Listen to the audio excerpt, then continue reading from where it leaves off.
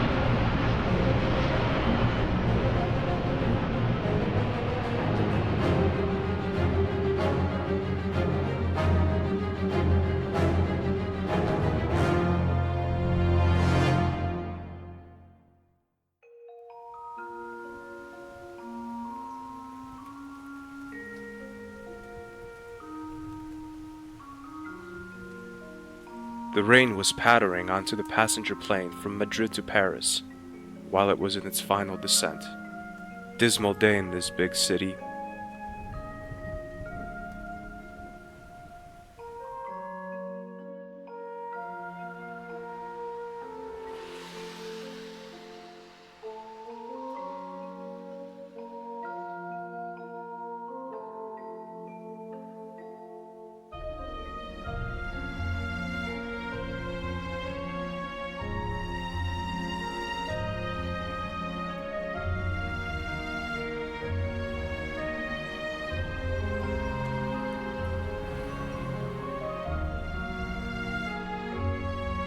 It's strange seeing Rougerie after all those years.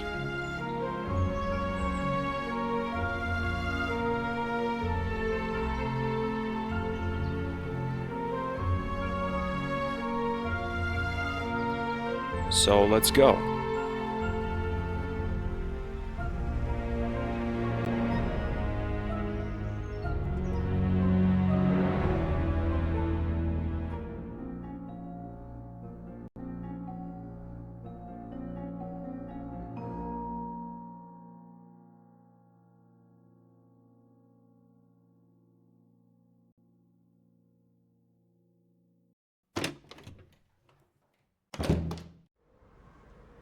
Nico, thank God you're okay. George, I thought something had happened to you. Why would you think that? Did I get it wrong completely? This telegram here. I don't know anything about it. You don't know anything about it. Is that all you have to say? For God's sake, I was worried about you. As you can see, I'm fine. Would you mind leaving now? I've got a lot of work to do. Nico, what's wrong with you? I travel all the way from America to be close to you, to look after you, to have you near me, and now you're so dismissive. Sorry, George. I'm busy right now. I'd better go then. Would be better.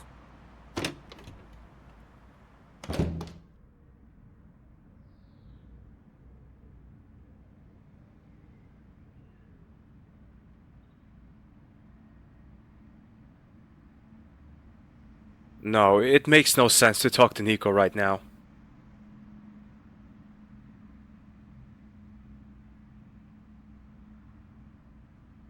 Yes, it's me, Nicole. George has just been in. The telegram arrived after all. Strange.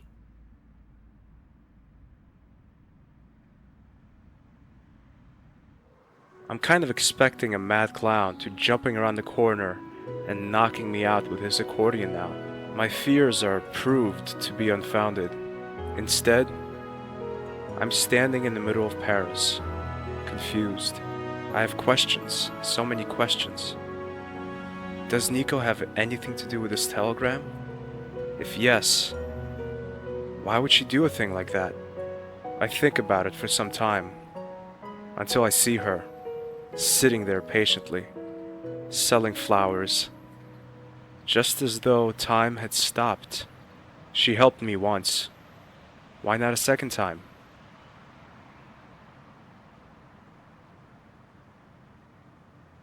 Excuse me. Oui? Oh, it's you. Didn't I tell you you would come back? Yes, you sure did. What have you been doing all this time? I've been selling flowers, telling fortunes to the customers, the usual stuff. Well, it's not that usual, is it? It is to me. Don't you ever get fed up with selling flowers and telling fortunes? You know, I've done this for years now. After such a long time, it is difficult to start anything different. You could produce your own TV show. Something like Things You Always Wanted to Know About Your Future. Not a bad idea. But I think I'm going to carry on selling my flowers. After all, I don't want to make a show of my gift. I understand. Good. No, I'm afraid I don't know what's going on with your girlfriend. Pardon? Ah, you were reading my mind. Well, it's in my nature to predict the conversational topics people are going to confront me with. And what do I want to ask? You want to know what your girlfriend has been doing during the last couple of weeks. Damn it. You're absolutely right. I can't tell you anything precise. Only this. Your girlfriend went out late in the evening a lot. Was she accompanied by a worm? Pardon? A blonde man with a ponytail. Ugly, wears specs and shorts and goes by the name of Andre Labanu. I don't think so. A lot off my mind. After a few days, her going out suddenly stopped. I hadn't seen her again till this morning. What do you mean? She didn't seem to leave her flat. That's not like her at all. Maybe you were talking to a customer when she came out. No, I don't think so. I have plenty of time to look at the scenery, if you know what I mean. I do. Business is going badly. Well, you could put it like that. I'm sorry. I didn't want to rub salt into the wound. You still have me as a regular customer, and I will certainly be back. Can you tell me what's going on with the weather here in Paris? When I arrived, it was pouring rain, and now bright sunshine. Yes, it's true. And it will rain again today. And it's going to be worse than this morning. Well then, I should take advantage of this beautiful weather. Besides, I have nothing better to do anyway. How about a nice little ice cream? Now that you mention it, good idea, actually. In Rouge Park, there is a very good ice cream parlor.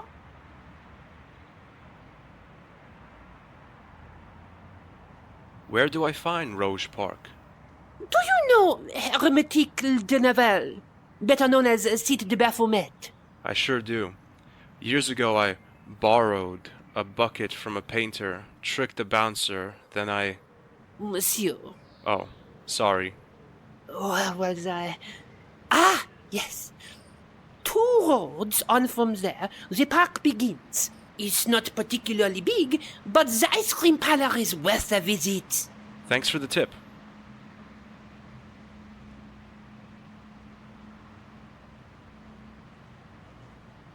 Yes, I can. Could we handle this in the traditional way?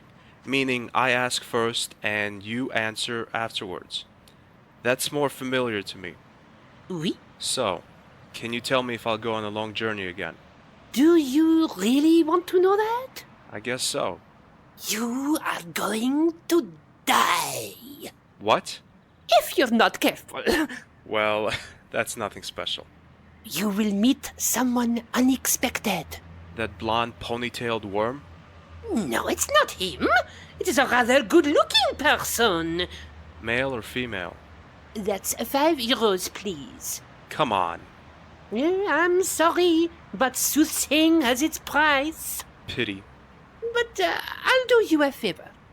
I'll give you this newspaper. Wow, thanks. I'm honored. Why are you giving it to me? When the time comes, you'll know. I must be going now. Maybe we'll see each other again. Yes, we will. Certainly. Oh no, that sounds familiar.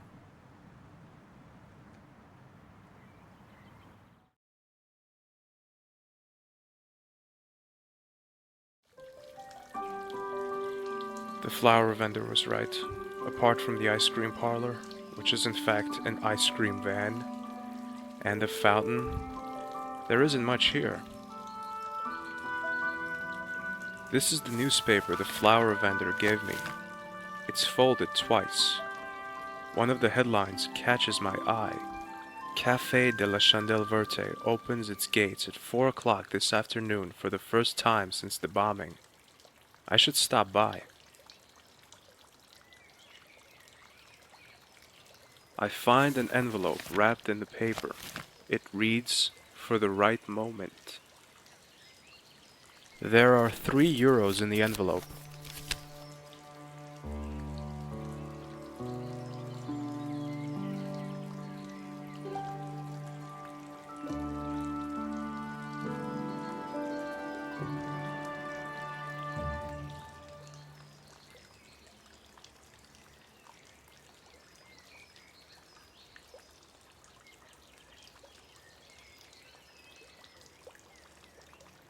I'm not thirsty. Well, it's sprinkling. I'm not thirsty.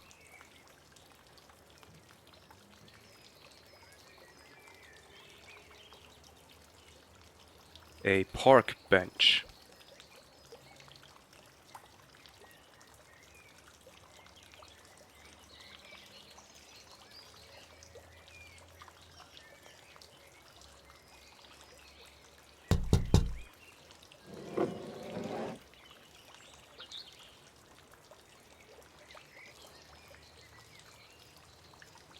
What can I do for you? I'd like 3 scoops of ice cream, please. 1 strawberry, 1 vanilla, and 1 chocolate. That's 3 euros. Oh, 3 euros. The vendor really knew what was going to happen. Oh, no, don't tell me you haven't got any money. Nope. 3 euros. You see? Here's your ice cream. Thanks.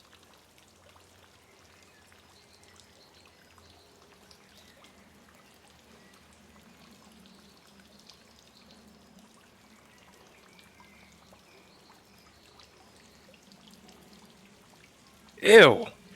This ice cream tastes like dead socks. Gross. Ew! This ice cream tastes like dead socks. Gross!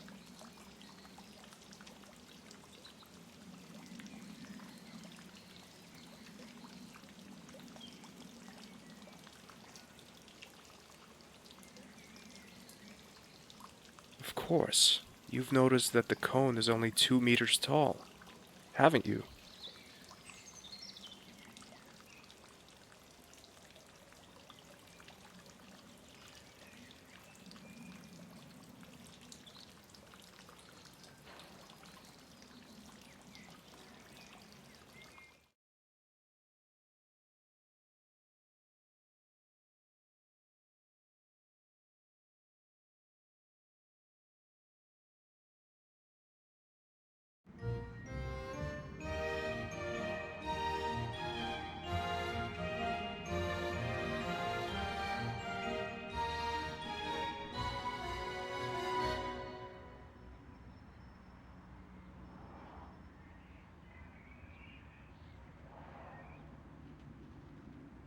It would be silly to rip them off. An advertising column with a few commercial posters. Not very interesting. Apart from one advertisement I noticed right away. Retired gendarme looking for a vacancy as an assistant policeman. Assistant policeman. That's typical of the French. Under the main part of the advertisement, there's another sentence. Don't cross the road until the little man shows green.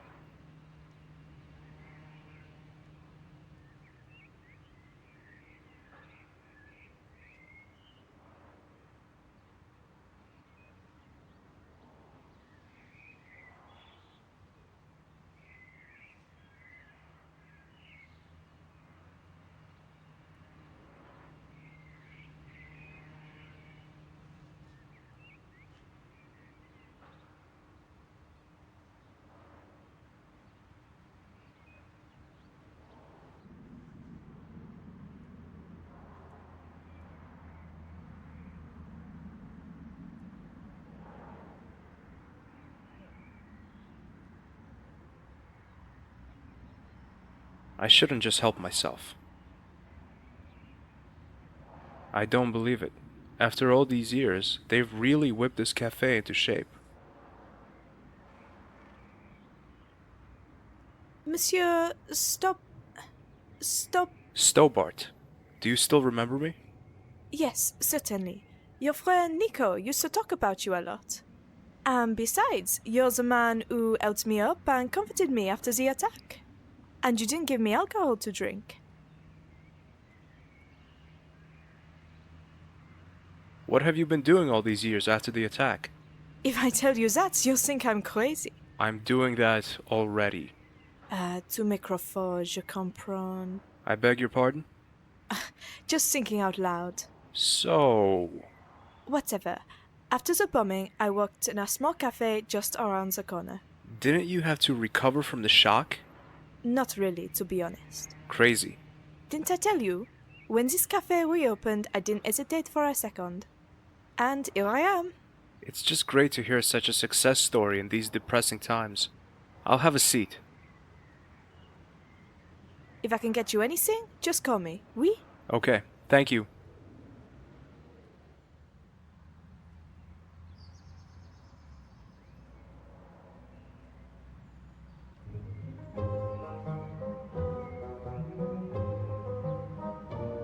Now, who's that? Oh, it's George, our friend and adventurer. Hi, Andre. What brings you back to Paris after all this time? Let's say it's private. It's something to do with Nico, oui?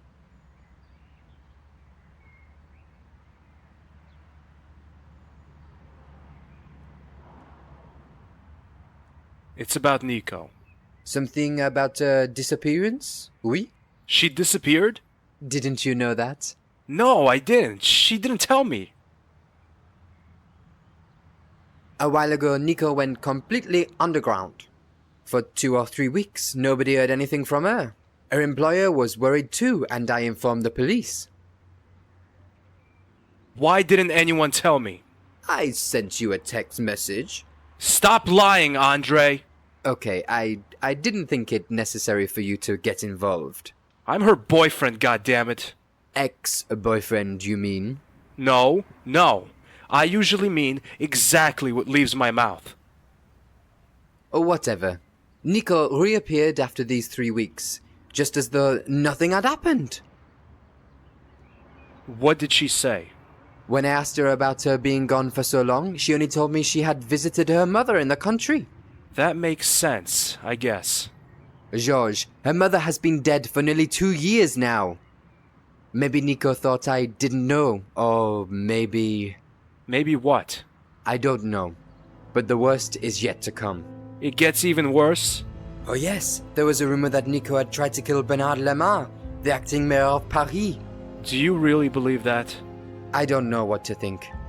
Since she has been meeting those people, she hasn't been who she used to be. Meeting what people? Come out with it, Andre! I don't have any details, but I know that she regularly attended those strange group meetings. One night I followed her, but near Montfaucon, I lost track of her. Montfaucon, but that's the place where... Exactly.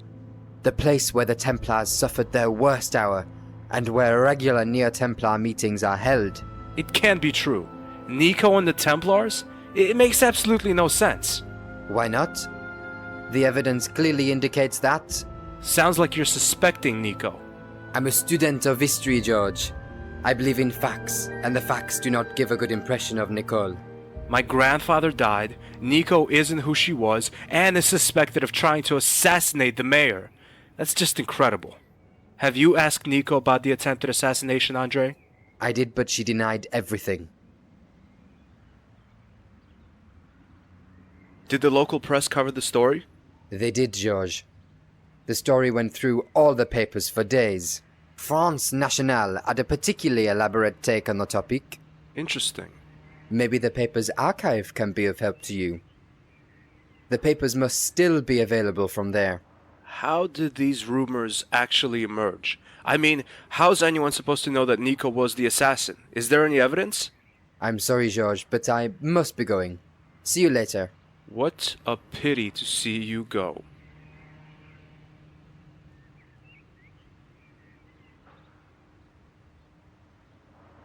I don't know much yet.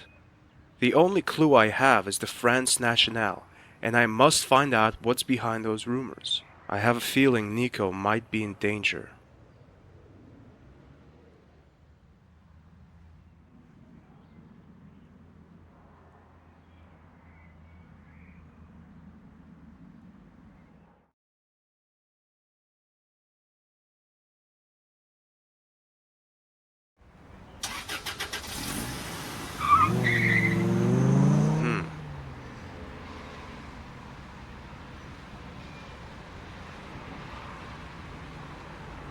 Yeah, sure. I'll just put it in my pocket. The building is in a sorry state.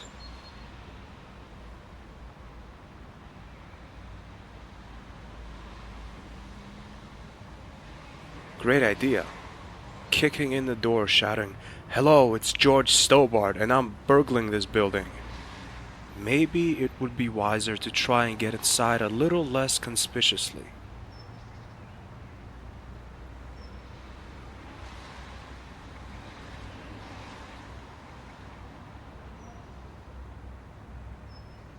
A heavy door secured by a padlock. A heavy door secured by a padlock.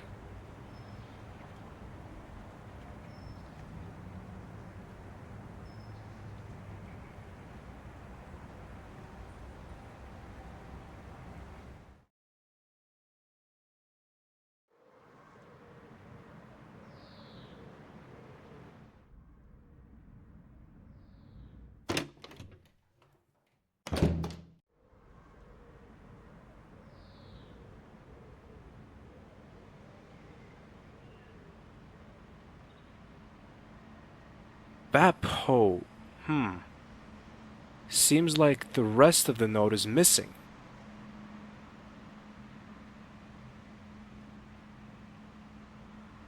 Always useful.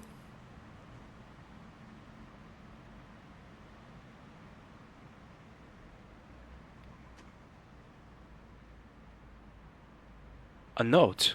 I can see the letters M-E-T. Is that a place? Nothing happens. The operating system seems to be secured with a password. That's it, Baphomet! But what now? I type in Baphomet. It bleeps and buzzes. Then the screen displays a list of names and addresses. The right edge of the paper shows the coat of arms of the Parisian police. That must be a copy of an official document. Maybe an address list. Maybe Nico is working on a new story. I can't make heads or tails of it. Nico's computer, it's running. No, I won't. Why should I rip it from the wall? There's a poster with Broken Sword 2 on it. The unread message light is blinking on it. I know it's not exactly gentlemanly to listen to someone else's messages, even though in this case that someone else is my girlfriend. But I must know who called Nico. It's me. Since you're not in, I guess you're on your way to our meeting place. I expect you to be at the fountain on time. At the fountain? Which fountain did the voice mean? The bag seems to be quite full. My hands reach into the bag. Ouch! I cut myself on a sharp metal something. As I get it out, I realize it's a pair of scissors. Nasty. Again, my hands touch something pointed, but this time I'm prepared for it. A hairpin. The last time I reach into Nico's handbag, I feel something smooth. Oh my god, it's a small purple slip. Probably another of Andre's presents. That sneaky little...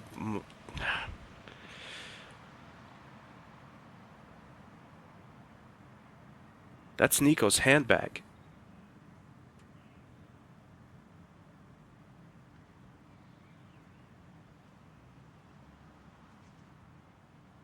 Quite big and fuzzy.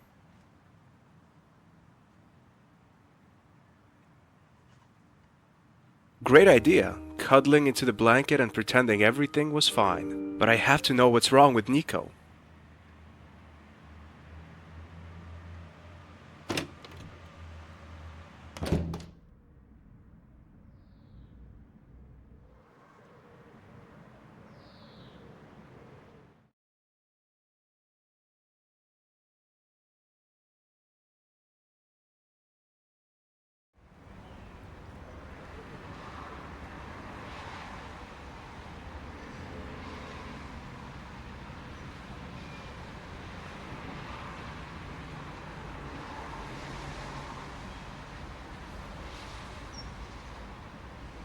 No. I can't get in there.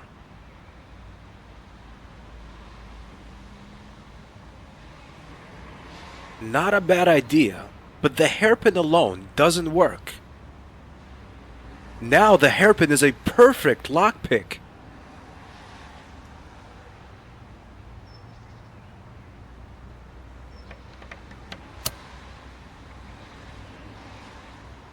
I can't see anything. There's no point in going in there without a flashlight. It's pitch black in there.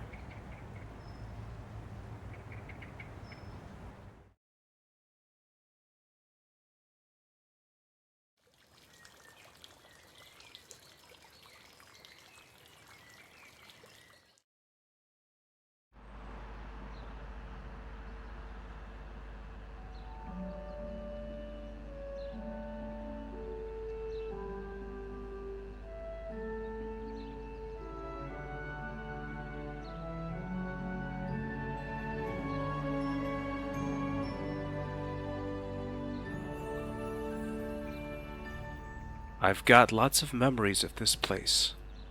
This time again, a trace led me here.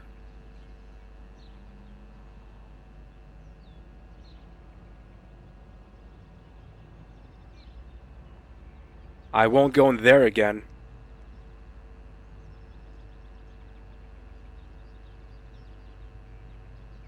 This would make sense if there was water in there and it was 40 degrees or more.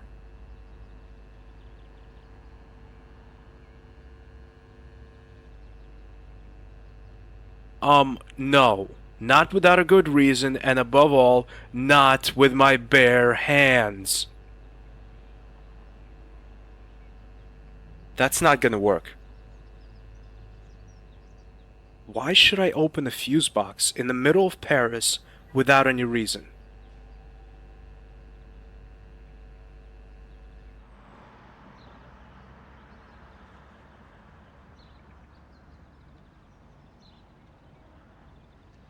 Hi, my name is Stobart. George Stobart.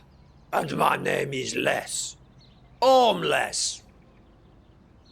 Is that your flashlight? Yes, it is.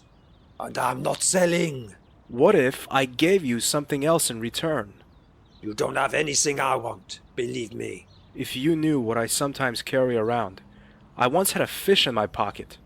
But I'm sure you don't have the item of my dreams. Who knows? You have a woman's slip with you, oui? You're not serious, are you? Oh, why not? Many guys have a feminine side. I don't. You do. Just look at your hairdo. What about it? It's feminine. It's not. It's just blonde. It's as masculine as my physique. That was the second thing I wanted to mention.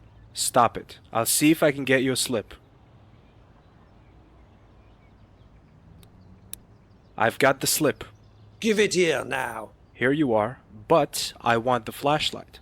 There you go. I don't know, but the batteries seem to be dead. Thanks.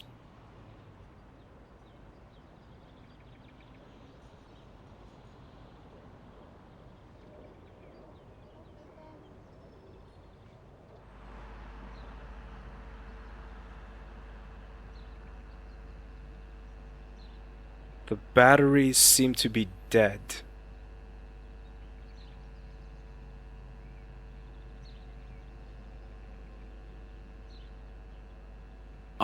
No. Not without a good reason, and above all, not with my bare hands. That's...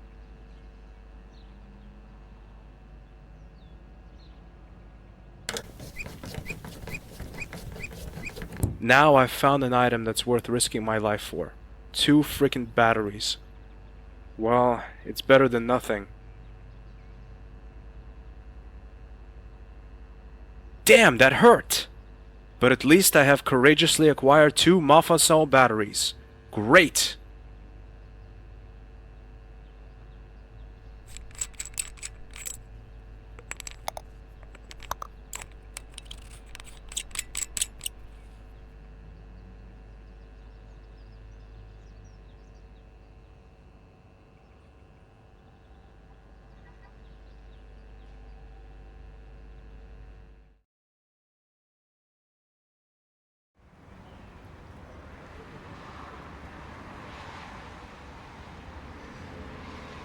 Damn! The batteries seem to be dead.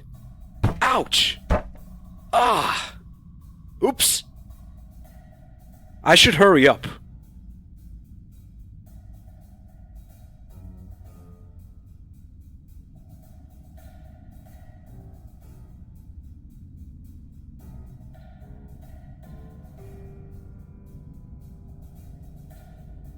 I don't need a fire extinguisher.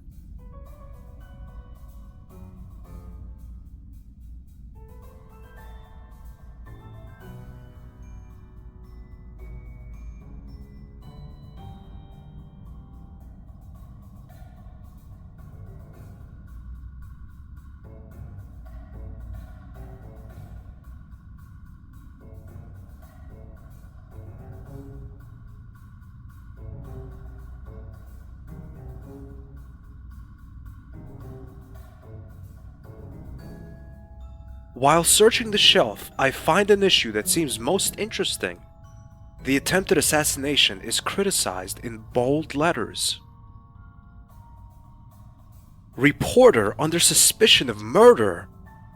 The renowned Parisian journalist Nicole Collard was released without charge early on Monday evening after several hours of interrogation. According to Police Inspector Henry, suspicions of Miss Collard being involved in the murder of Mayor Bernard Lemire could not be backed up with hard evidence. Lemire had lived under the threat of repeated assassination attempts in recent months after overtly confronting Parisian cults and their totalitarian structures.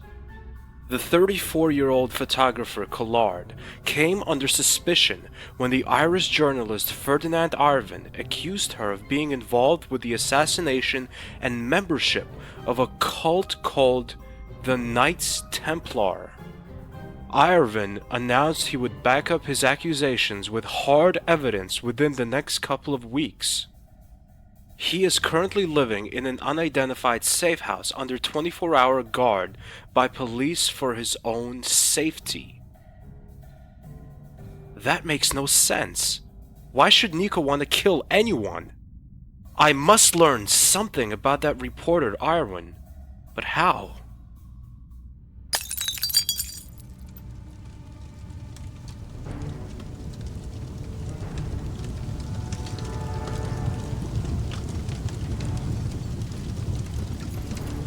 Damn it! It's stuck!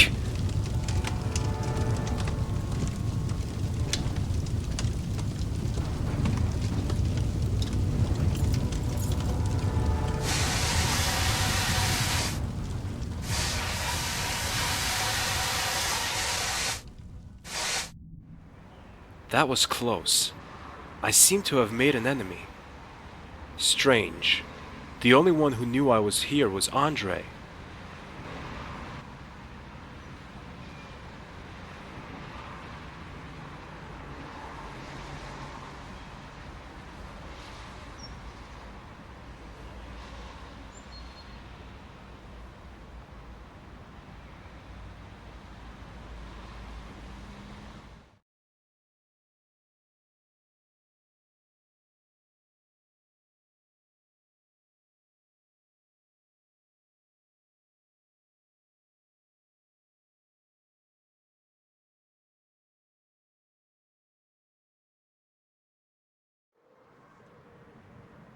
I scanned this outdated newspaper for something useful, but except a report about a school that was hit by an outbreak of constipation, affecting hundreds of children, there's nothing of interest.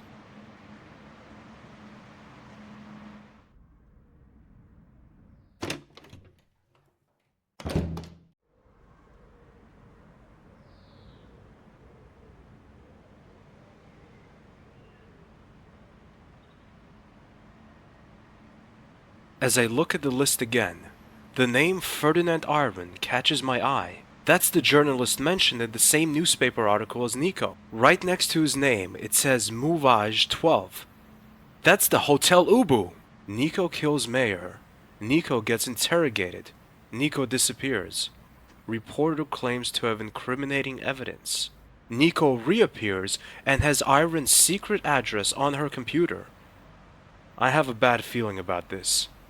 And not only because I'm talking like Andre.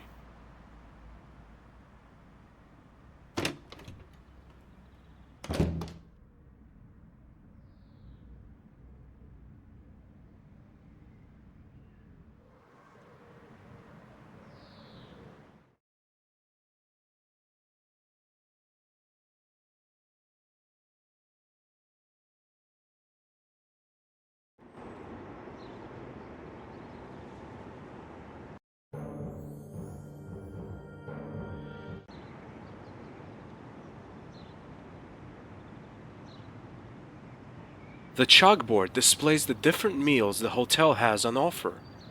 Today's special is chicken fillet with chips.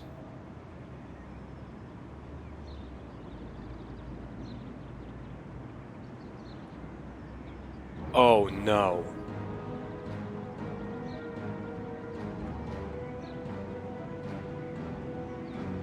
Monsieur Stobar, nice to see you again. I can't say it's nice to see you. Flap, stop waving the gun around, will ya? Sorry, Guido. So, Monsieur Stobart, may I beg you to move? We don't want to make a scene, do we? No scene? No scene? Do you expect me to let myself be shot just like that? If you cooperate, nothing will happen to you. For the moment.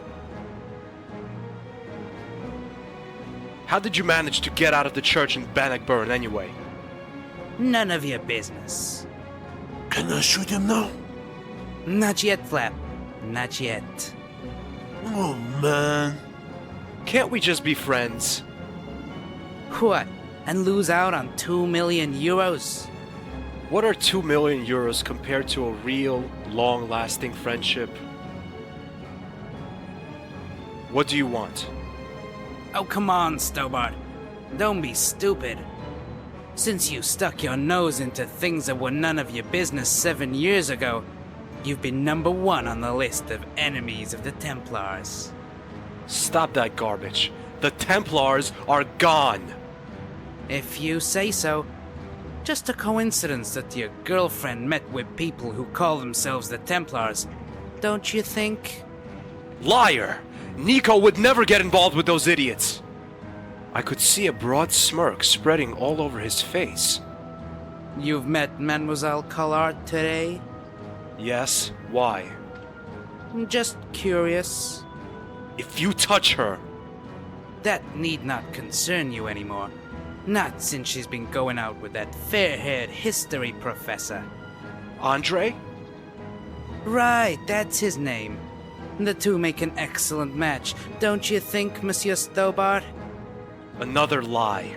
Every word that leaves your mouth is a lie, Guido! So, the Templars still exist. Yes, and they're stronger than before. If you think you wiped out all the Templars during your Scottish adventure, you are sadly mistaken, Mr. Stobart.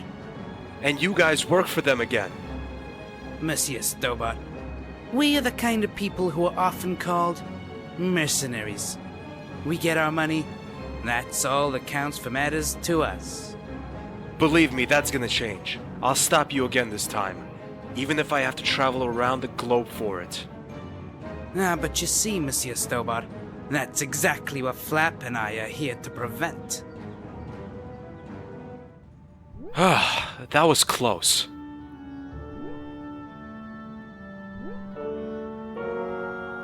I wasn't even interested in piano lessons when it was in to get Mom and Dad to teach you how to play.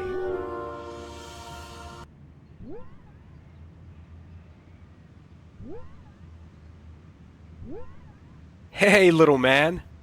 Hello?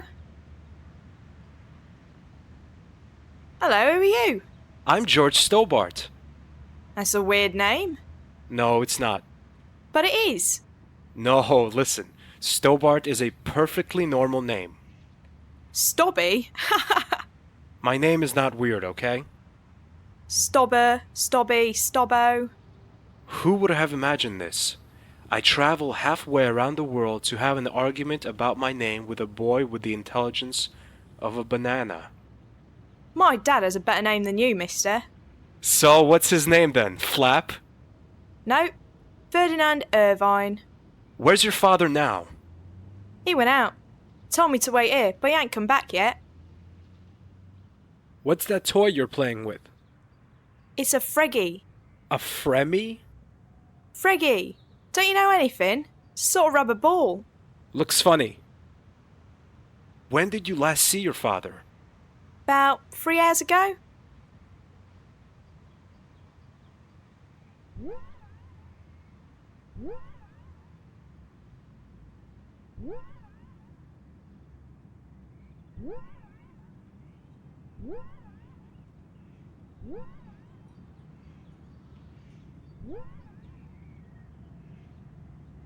Good afternoon.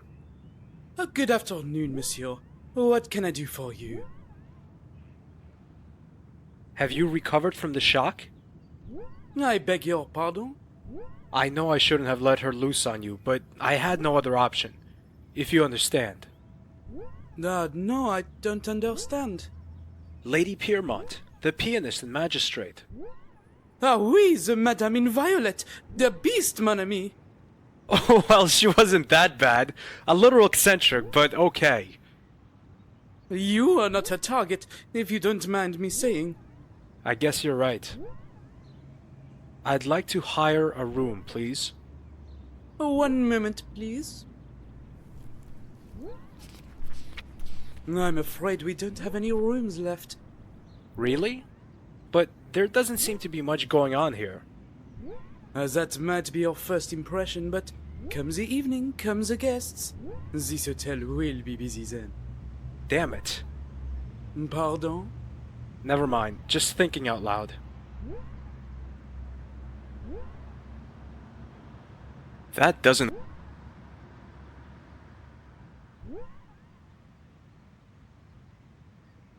The door is locked. Probably not. It's a hotel reservation belonging to a certain Ferdinand Irwin. Double room, 1 adult, 1 child. Hiding Irwin in a well-known hotel is not the most creative idea the Parisian police ever had to protect a witness. If I can just get into that room...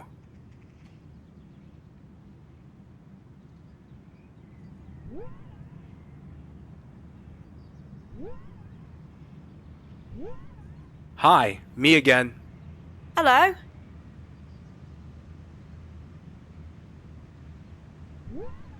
Hi, me again.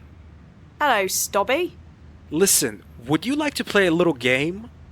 Oh yeah, a game. Friggy. Gets boring after a while. Here's the deal. We'll go to the receptionist together. Repta... What? That man over there. Uh-huh. And there, we're gonna play father and son, alright? Sounds good.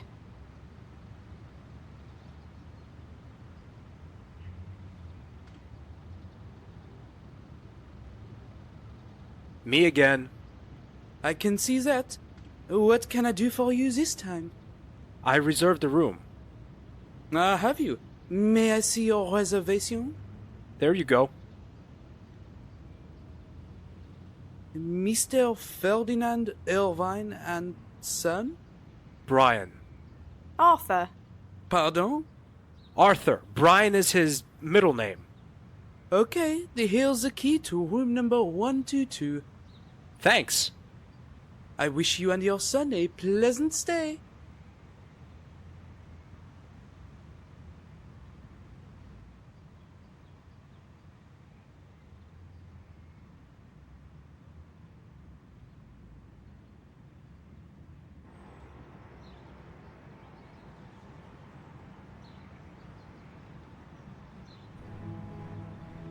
The first picture shows the assassination attempt on Mayor Lemire. A short distance from the action, a person catches my eye. Hastily running away, she's looking over her shoulder, as if she's been caught doing something wrong. She's a medium-sized, slender, obviously wearing a bad wig. Wait a minute. I know that face. Is that Nico? The second picture was taken at night, but I instantly recognized the place it was taken. Maupassant. Some people wearing robes, almost impossible to make out. Somehow I have a feeling that there wasn't a children's birthday party. There's a woman in the middle. She seems to be talking to someone. I have a bad feeling about this. The third picture confirms my instinct. It's a close of the woman. It's Nico! She's about to pull the hood deep over her face. Irvin must have taken the shot just moments earlier. Who's she talking to? An older man is standing next to her. His robe is different from those the others are wearing. It's more elaborate. Around his neck, he's wearing a big brown cross. The Templars cross! Definitely their leader, Big Boss, has turned his face away from the camera. I can't see who he is. I don't know how Nico got into this mess, but I have to help her as quickly as possible. It's time to get some answers from Nico.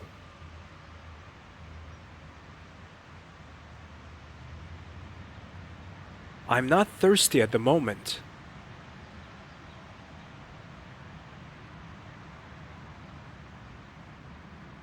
No, I'd better leave it here.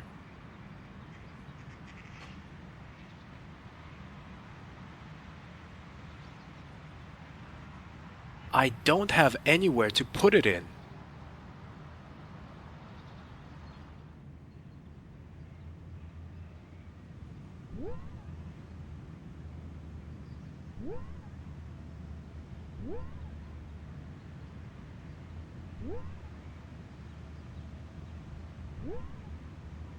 Good afternoon, monsieur.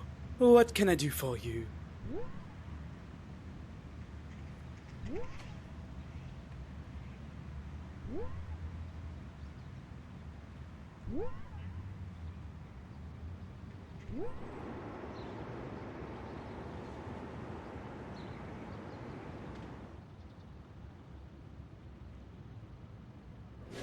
Wait a minute, what's this? A parade? There are huge barriers blocking the way to Rougerie. Just my luck. I must find another way.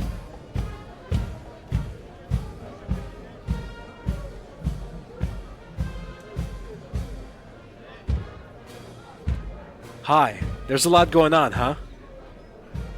Have you been standing here all day? Spreken Sie Dutch? Parlez-vous français? His eyes tell me that he understands all right. He just doesn't want to talk. I hate clowns.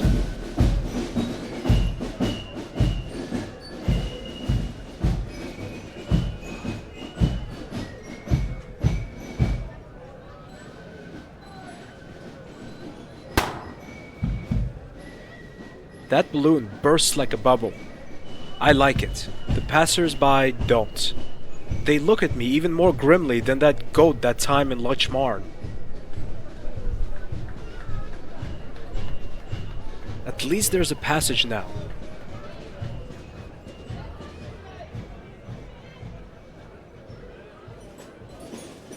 Pardon me. Oh, hello.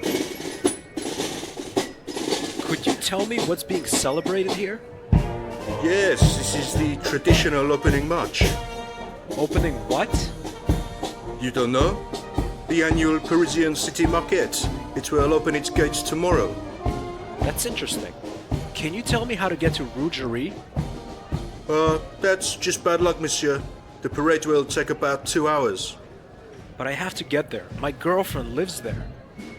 I live there myself. I should be at home with my wife and kids, but c'est la vie, monsieur. Come on, celebrate with us instead of complaining. Thanks, but I'm not in the mood for parades. Besides, 2 psychotic killers are chasing me. Would you celebrate if you were me? That sounds really exciting. Believe me, I'll take dull any day of the week. I can't wait till the parade is over. There must be another way. I'm off. Enjoy the parade. Thanks, and good luck, monsieur.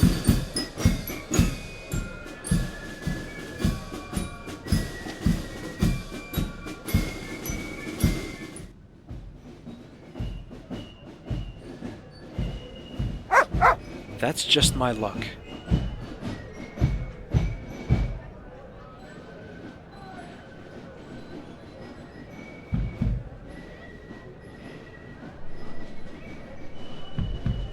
No, I hate pushing boxes.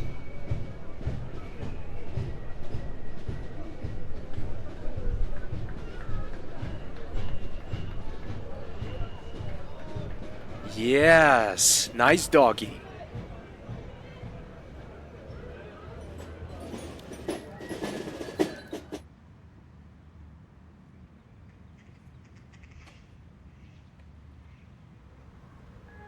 I was told that my uncle was part of their cult. Georges, at the time, I had no idea that it was the Neo-Templars. I only wanted to help him. I infiltrated their order under the false name of Christine Roux to get my uncle out of there. But when I met him, there I was stunned. His eyes were just empty, like a dead man's gaze. It was very disturbing. He seemed to have been drugged. But worse than that, he kept stammering the word gate. Do you know what he meant by that? No idea. It's possible that it was just the drugs. That would explain both his gaze and his stammering. Why was your uncle part of the Templars anyway? I guess he couldn't resist the temptation. Temptation? Yes, Georges. 2 million €2. Hey, on second thought, the Templars aren't such bad folks after all. But this talk about a gate worries me still. But that's probably a result of the drugs. True. It could be. But maybe it has something to do with the Templars' plans. You might be right. Where would you start your investigation? The only one who knew about my plan was a good friend of Andre. A good friend? Yes, a friend. Nothing more. What's his name? Jimmy McCluff, an English historian, whose main field is the Templars. Why did you let him in? Because he could provide me with inside information about the Order. Have you met him in person? No, I avoided that. After all, it might have been a trap. We only exchanged emails. So he's never actually seen you or heard your voice? No, Do you think he might have given you away? it's possible. Maybe I should pay him a little visit. I don't think that's a good idea, George. The Templars are involved with everything. So why not with McCluff? But we can't just sit and wait until the Templars get what they want. Who knows what they're up to this time? Where can I find this Jimmy McLaw? He has a mansion in York, England. England, huh? I've never been there. And it means something if there's a place I've never been to. George, please stop bragging. But it's a fact. Where exactly can I find McLaw? As I've said, I've never met him. But as Andre told me, Then we'll never find him. can't you forget your childish rivalry for 1 minute? Not for a second. Anyway, you should start at the York Library. McCluff is a scholar, so he should be registered there. Maybe you can find his address in the personal file. Take a map at the airport. The library should be on there. Will do. I better be going. Wish me luck. Okay, George. Take care of yourself. I'll ring you as soon as the plane lands.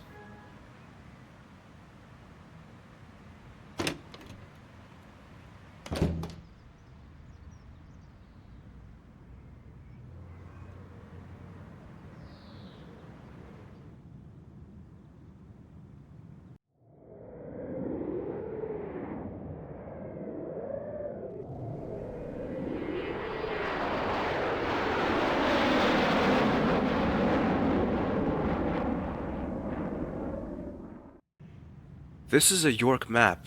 I'm over here. And the public library is over here.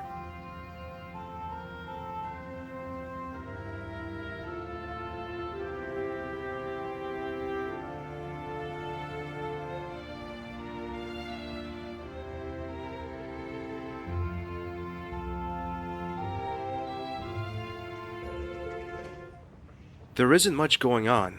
What's that hammering noise? As I turn my head toward the Victorian desk, I see the source of the insufferable noise. The librarian is torturing her keyboard. I hate computers. Might be connected to the fact that I'm not very computer literate.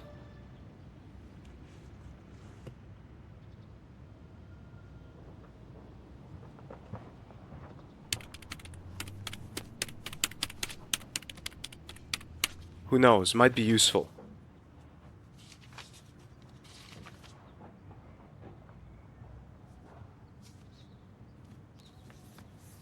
Excuse me, ma'am. Yes, please? Do you know anything about the Templars? Only a little. They were a pop group that made quite a splash in the 60s, you know. The ones with the mop-top hairdos. I think the group you're talking about were the Beatles. The Templars are some sort of chivalric order whose descendants tried to take over the world recently.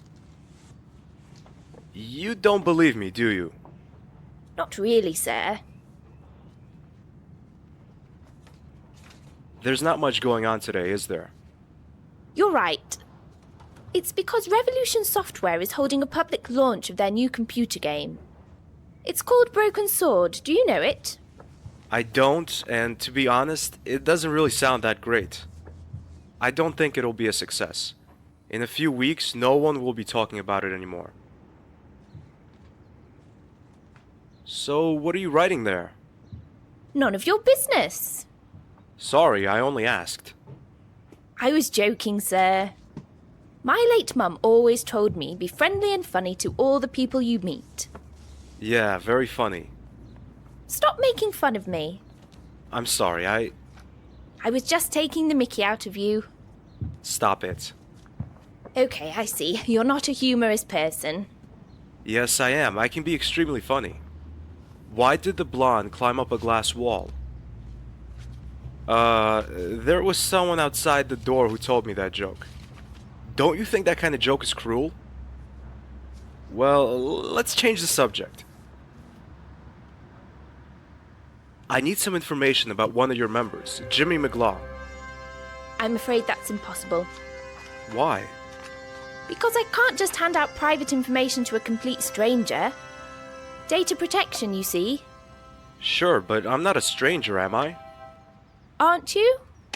Then you must be Michael Burns, the one Mr. McClough said was his best friend. No, I'm not Michael Burns. At least you didn't lie to me. I made the name up. Can you make an exception? It's really important. I'm afraid not. Well, thanks anyway. Bye. Bye!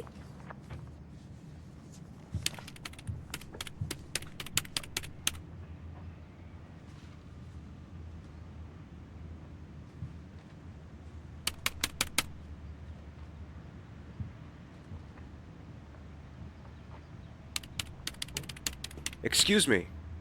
Yes? My name is Stobart. George Stobart. Ah, hi. My name's David. Hi, David.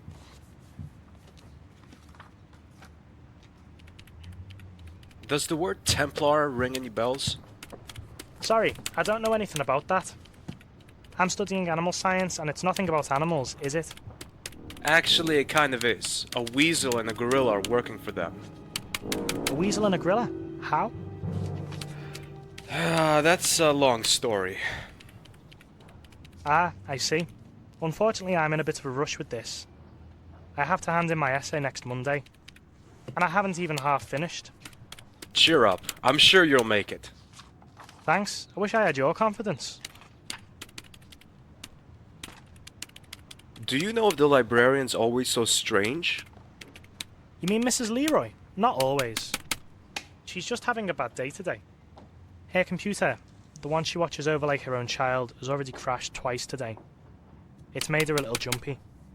Now she has to catch up on an incredible amount of work, which explains why she's literally bludgeoning her keyboard. Why did her computer crash? Because some electrical cable in the basement doesn't work properly. It takes at least an hour until that can be repaired. And now, poor Miss Leroy has to do all the work by herself. Don't you have a janitor? The caretaker is at a presentation, something about a computer game. I see.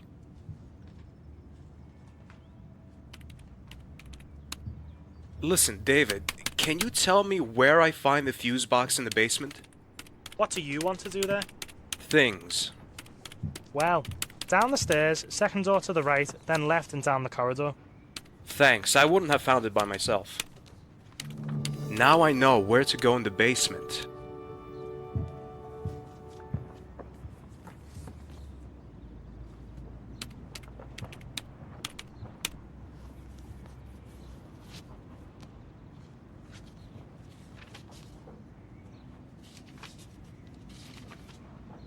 Excuse me, ma'am. Yes, please? Well, thanks anyway. Bye. Bye!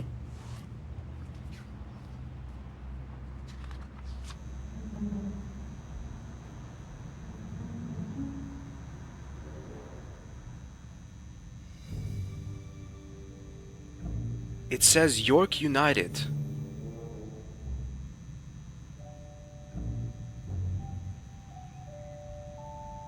I'm not going to clean up.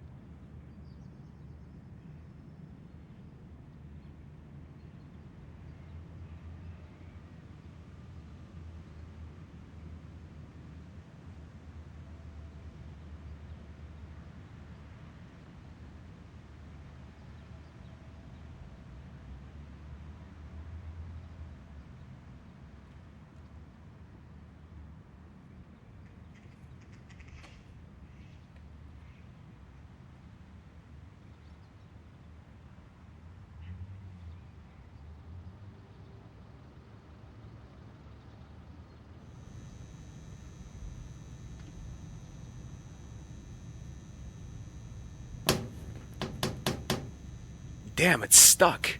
I can't open it with my bare hands.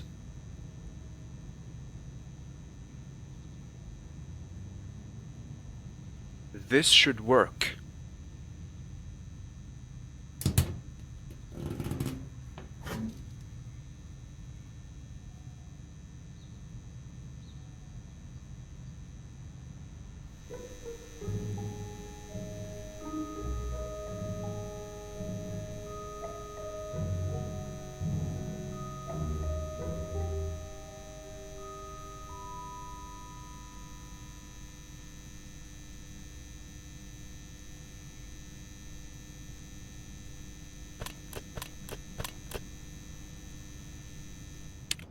Mrs. Leroy leaves her desk.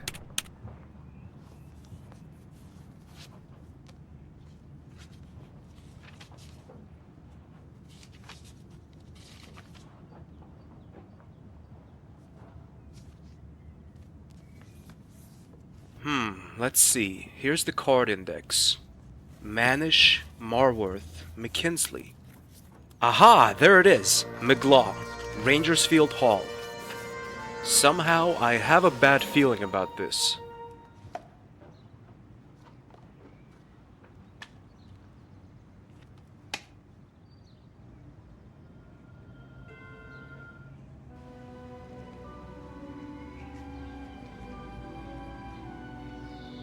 Somehow, I feel nervous.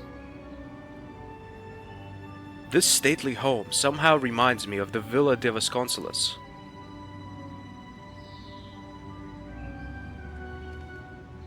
This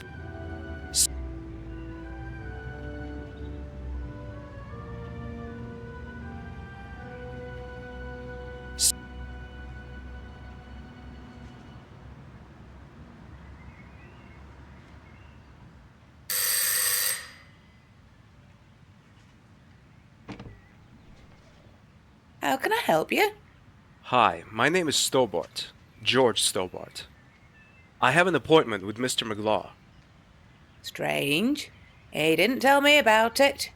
Besides, he has a visitor right now. It's really important. Okay, come in, I'll show you the way. Thanks. Mr. McClough's room is at the end of the northwest passage. It must be cold up there in the Arctic region. Thanks very much.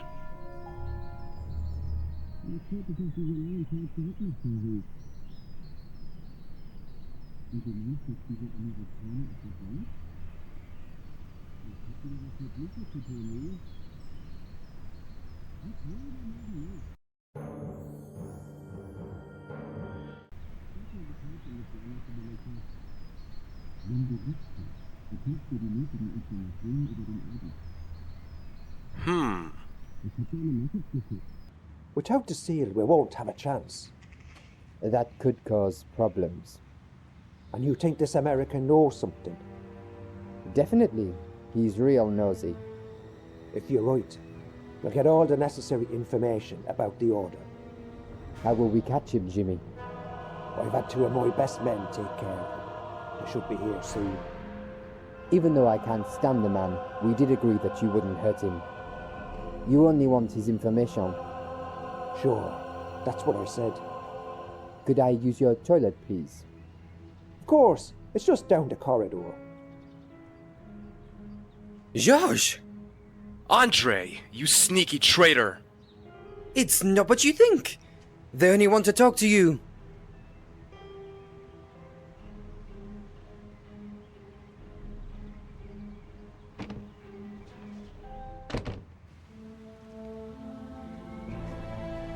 Oh no!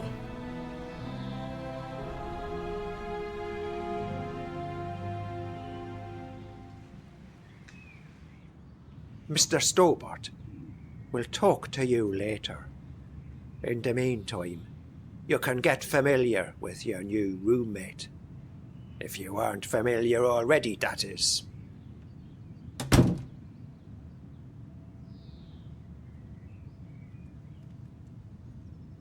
Who are you? Ah! You seem surprised, Mr. Stobart. How did you... You're not the only one who can play tricks. But I saw you lying dead on the floor of the train compartment. Immediately before I got on the train to Bannockburn, I put on a bulletproof vest. After all, unlike you, I knew what was ahead of us and who we would encounter along the way. A blood cartridge was an incredibly useful means to feign my own death. And how did you escape? That's a very long story.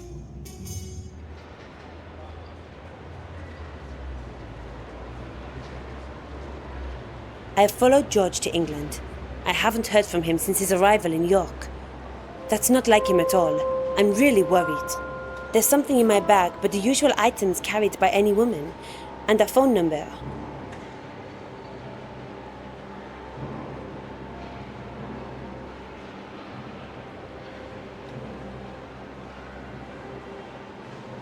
From BBC to CNN, there's the full range of worldwide news TV.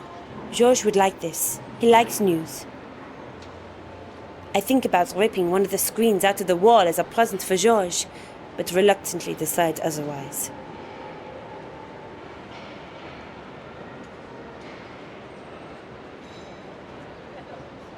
Excuse me? Yes. Oh, Miss Collard. Do we know each other? I met you and George in Quaramone about 4 years ago. George was in prison, and you were going to a meeting with General Graciento. Do you remember? I do now, but I don't remember your name. Dwayne Henderson. I was there shopping with my enchanting wife, Pearl. Ah, oui, Monsieur Henderson. Nice to see you again after such a long time. How are you doing? So. I'm looking for George. Ah, George! How is he? I'm afraid I don't know. I haven't heard of him in a few days now. That's how men are. Sometimes they need some distance from us women. He'll call you back, honey. That's not really George's style.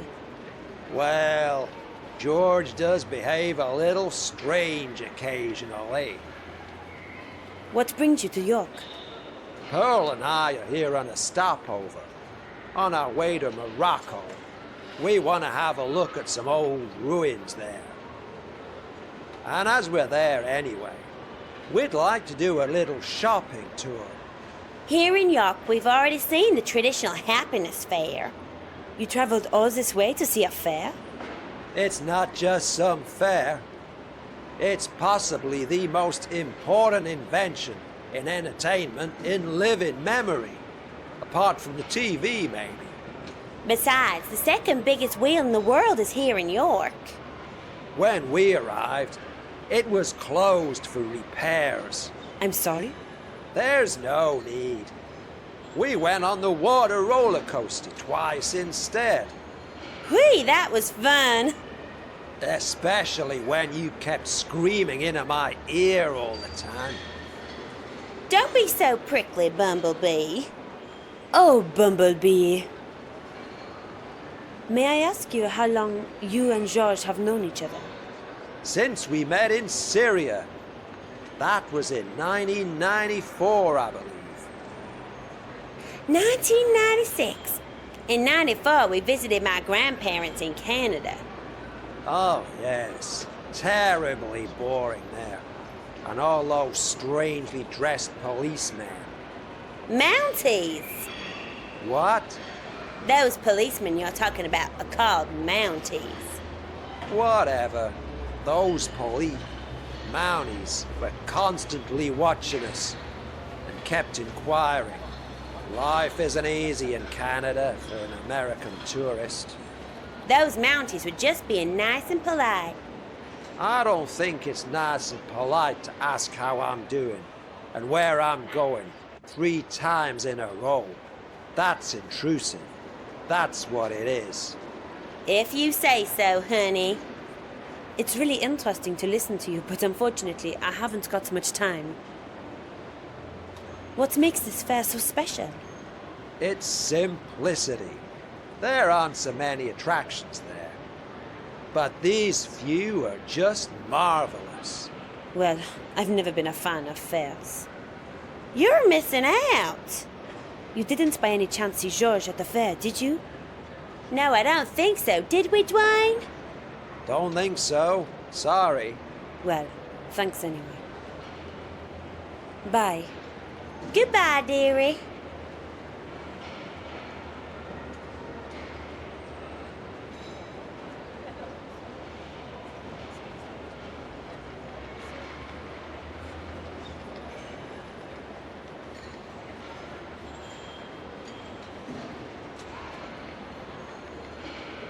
I don't want to know what's inside.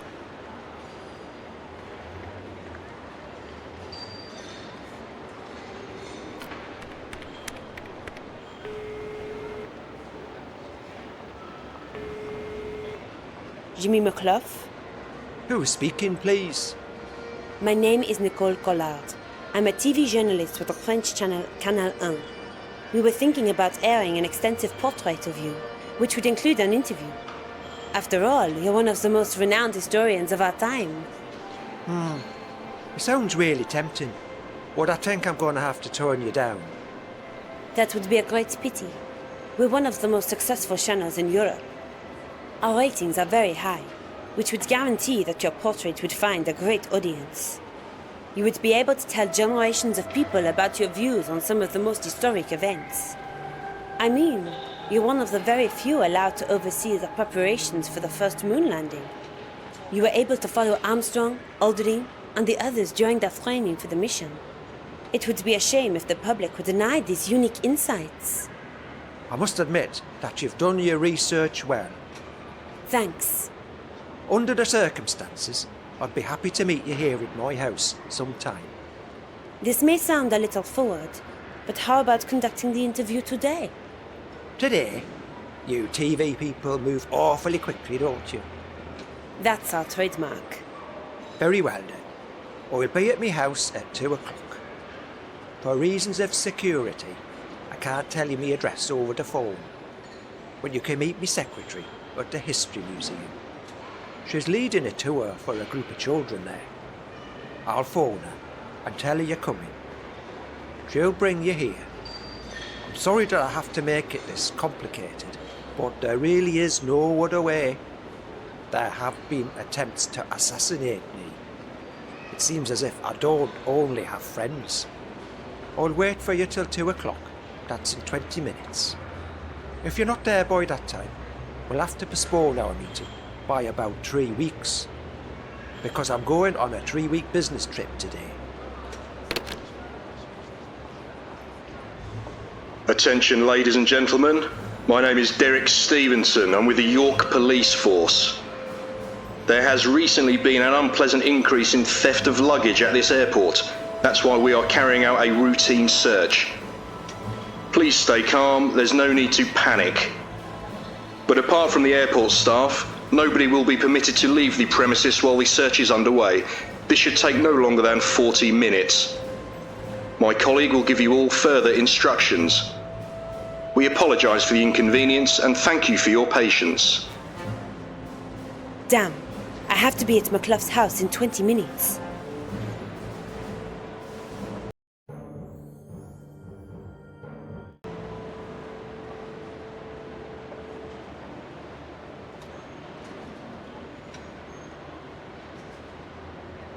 Wait a minute. Only airport and flight personnel are allowed to leave the complex.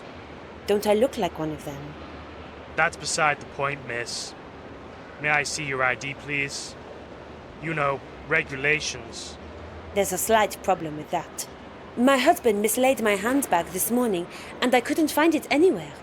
And now I'm unidentifiable, so to speak. Sorry, miss, but without an identity card, I can't let you leave the premises. Okay, I understand.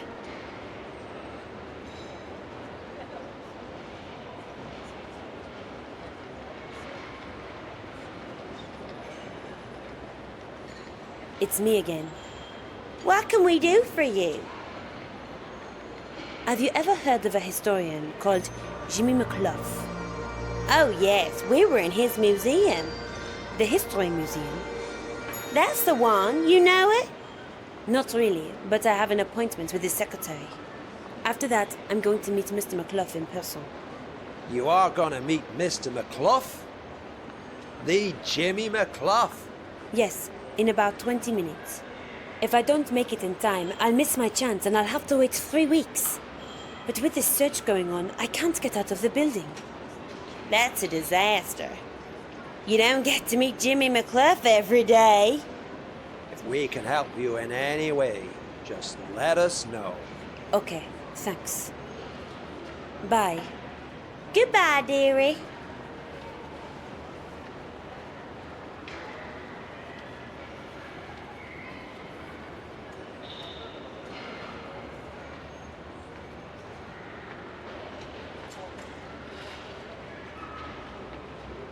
This entrance is for staff only.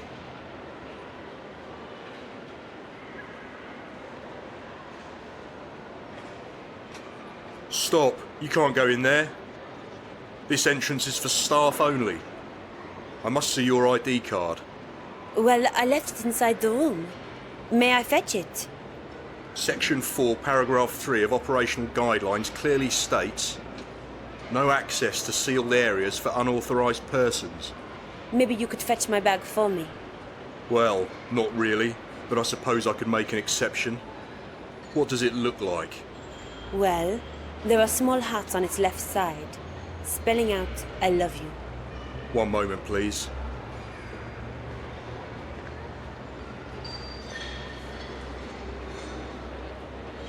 I'm afraid your bag is not in this room. And you really can't let me in? Section 4, paragraph 3 of... Okay, I understand. Have a nice day.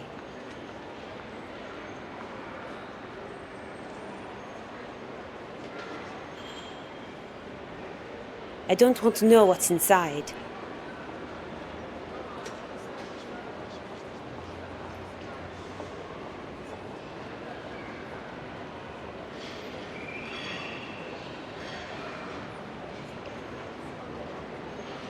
It's me again. What can we do for you? Could you do me a favor? Yes?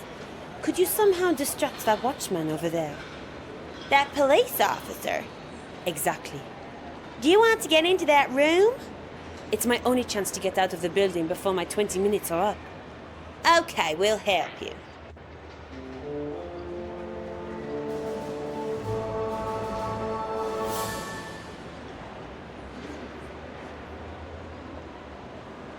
Excuse me, sir. What can I do for you, ma'am? May we take a photo with you? You don't see a real British policeman every day. Especially when you come from America. It's an honour, ma'am. But you know, we have a policy. To hell with your policy.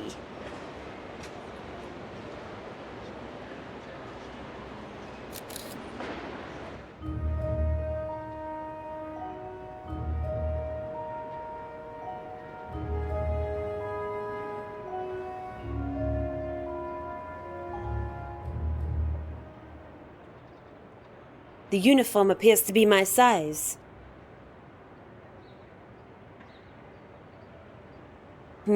Such things tend to happen every time things start to get interesting. A pity, isn't it? Damn, it doesn't fit.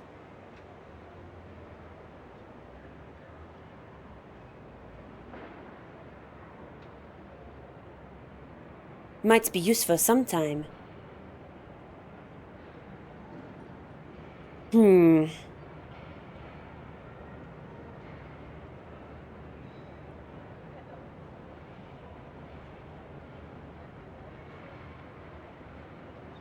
What am I supposed to say? I don't think that's a good idea. Someone's staff uniform is hanging there.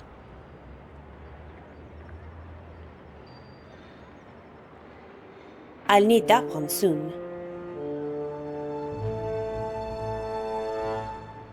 I've got one of those in Paris, only mine looks better.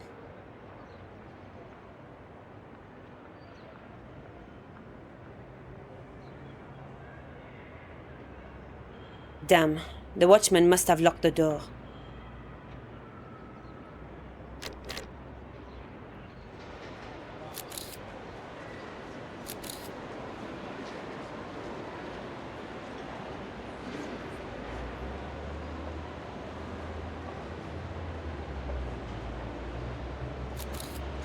Me again.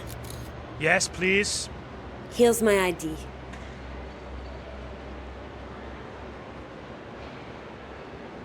Is that really you in the photograph? Of course it's me. Who else should be on my ID? Okay, miss. Mrs. Sorry, Mrs. Mrs. Wanda Kirsch. Okay, that's the name on this ID card. So you can't have stolen it. If you only knew. Pardon? Nothing.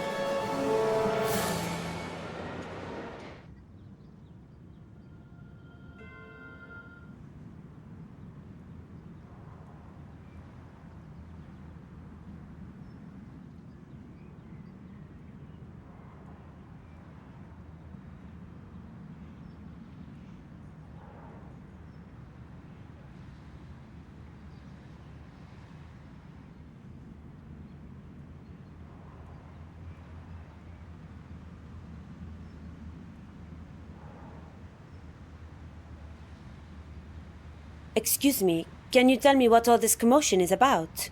I have to get into that museum. Don't we all? Maybe, but it's different with me. Yeah, me too. Is the Prime Minister paying a visit? There'd be less of a fuss then, wouldn't there? Haiku McEwen is visiting the museum. I don't know him. Well, he's the reason you can't get in. And when does he arrive, this Haiku McEwen. All right, Haiku McEwen. When does he arrive? He's scheduled to arrive at 3 o'clock, but it may take longer. Is there another way into the museum? Not a legal one. Okay, thanks for your help. If you can call it that. A pleasure, if you can call it that.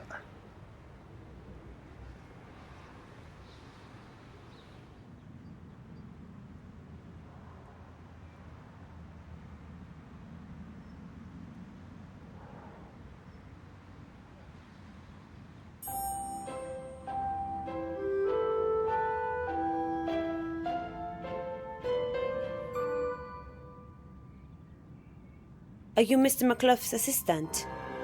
Who wants to know? My name is Nicole Collard. Oh, right. The journalist. We should hurry or we'll be late. Okay. This is Mr. McClough's estate. I think you can find your own way from here. I have to leave you here. My group of children are waiting. Thanks a lot. It's been a pleasure. Goodbye and good luck with your interview. I take a look at my watch and I notice that I'm 5 minutes late. What am I to do?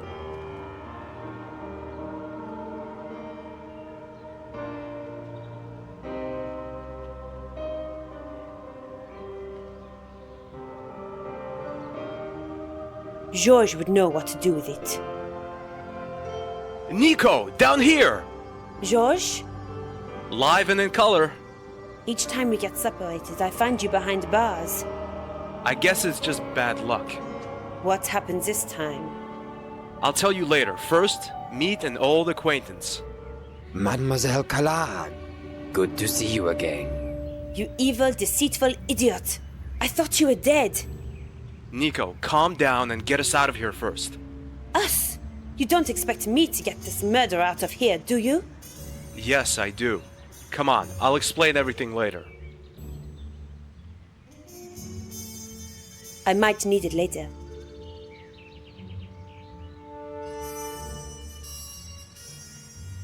When I was young, I used to watch Western movies with my father. The crooks usually get out of jail by using a horse and a lasso to pull the bars out of the wall. Maybe it works in real life too.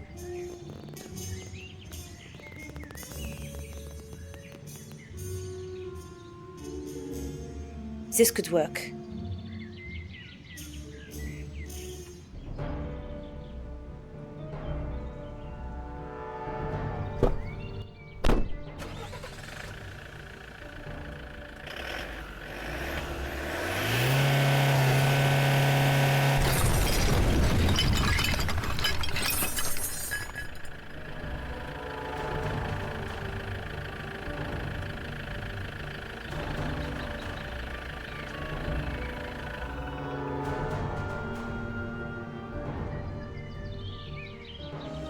Let's get out of here. I think they're coming. Very well, Khan. How were you able to survive the attack? Out with it. You know, my father was a very popular illusionist. Night after night, he'd fill concert tents. The audience loved him. Shortly before he died, he taught me his most important tricks. I learned to disguise and to hoodwink other people, trick them. And it obviously worked. And why did you do that? Instead of pretending to be dead, you could have helped us back in Bannockburn. You might have been extremely helpful. You made it without me. We did, but mainly thanks to a huge pile of luck and an equally huge pile of plastic explosives. And because of that idiot Guido, he really tried to blow out the fire with his mouth. I wouldn't have been too helpful anyway. Why not? I lied to you in the train. We weren't on the same side all along. I was a professional killer, a mercenary who risked his life for money. I don't understand. I knew the Templars before the incidents in Paris, Bannockburn or Syria. But not because I used to pay much attention in history class. I was simply hired by them. You worked for the Templars? That's exactly what I'm saying. $100,000 were a good reason to start working for the Neo-Templars. My first job was killing a politician in Japan. Then I came to Paris. That was the Plantard job. And why the hell did you try to kill Georges? Yes, why did you try to kill me? He was just an unpleasant witness, that's all. However, I did become curious myself at some stage, so I started making inquiries. I read everything about the Templars I could get hold of, everything about their past. Old newspapers, articles, medieval documents, journals, simply everything. Naturally, the Templars didn't like that, so I was put on their blacklist myself. And that's what caused me to act against them.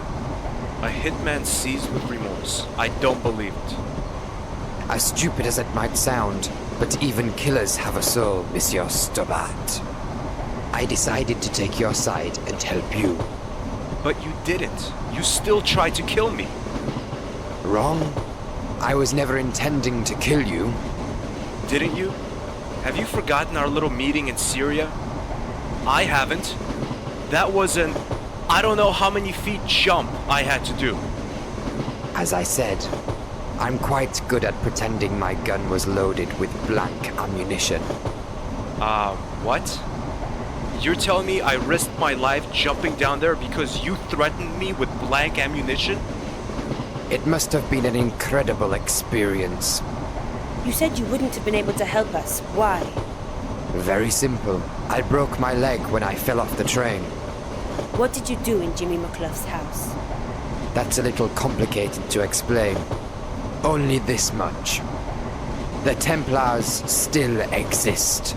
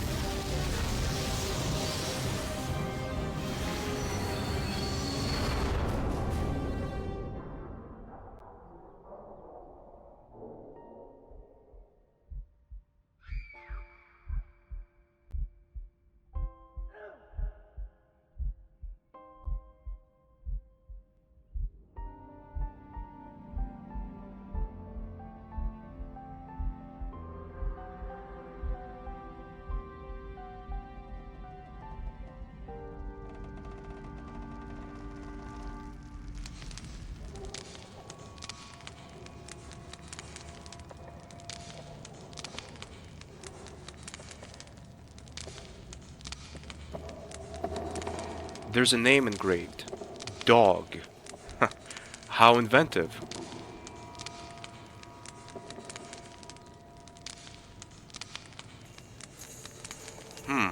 Nice idea to just hold on to one and pretend nothing had happened. But now I really must find Khan and Nico. Those are the solid-looking windows of this underground coach.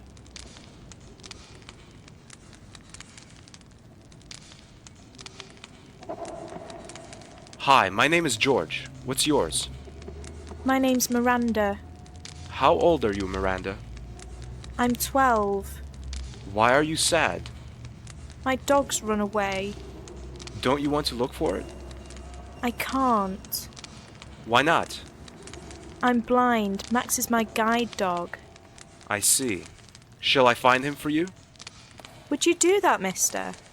Sure, Miranda. I'd love to. Maybe you can also find my dog whistle. Max must have somehow torn it from me when he ran away.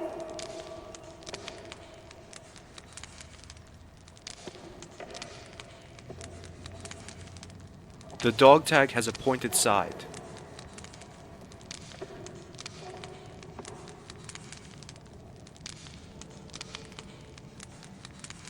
I am not a thief. A middle-aged man. He's unconscious. Excuse me. Excuse me. I'm not deaf. What can I do for you? Do you have any idea why this train derailed? No, I haven't. Could it be an attack? What's that supposed to achieve? Injured or maybe even dead people? I don't know. I understand. Have you seen two persons leaving the train? A Latin guy and a tall woman with black hair? If I'd seen them leave the train, I wouldn't be here, don't you think? Okay. Are you okay? I'm fine. I suffered some minor bruises. But if I look around here, I see that I'm one of the luckier ones. Pleased to hear that. Okay, I'll be leaving then. Bye.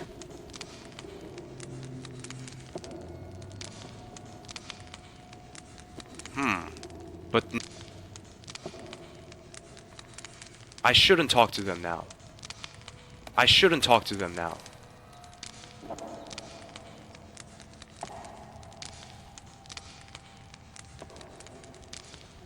Hello? The old man is unconscious. Hello? The old man is unconscious. I didn't notice him a moment ago.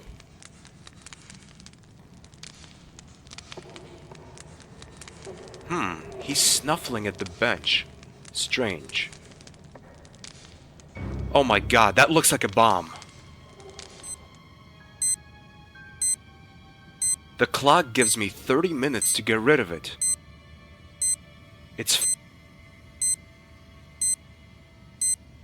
I used the pointed side of the dog tag to cut the bomb free from the duct tape that held it to the bench. Even if the thought of a ticking time bomb in my pocket is anything but calming, I must take it.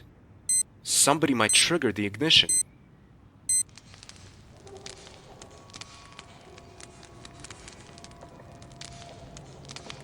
There's not much point in searching a broken bench for useful items.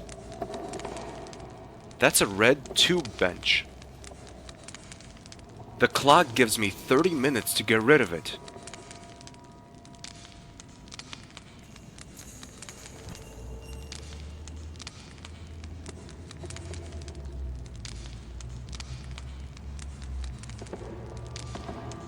Miranda, it's me. Have you found Max? Not yet, but I'll find him soon.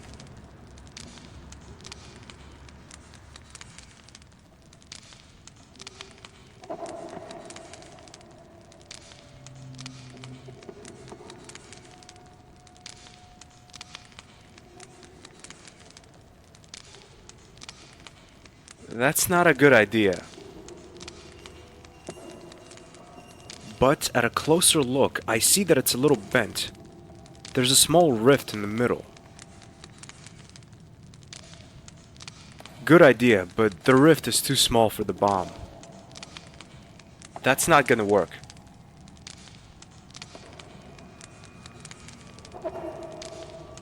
Stanchions.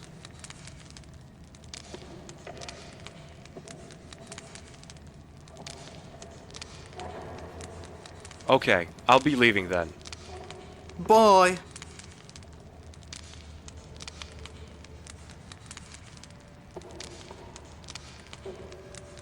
Hello?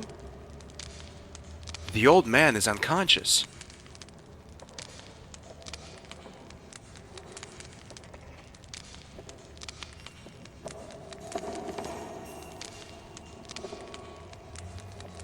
That must be Miranda's dog. I take a closer look at the dog, and I see that he really ripped the whistle from Miranda. Carefully, I take it from him.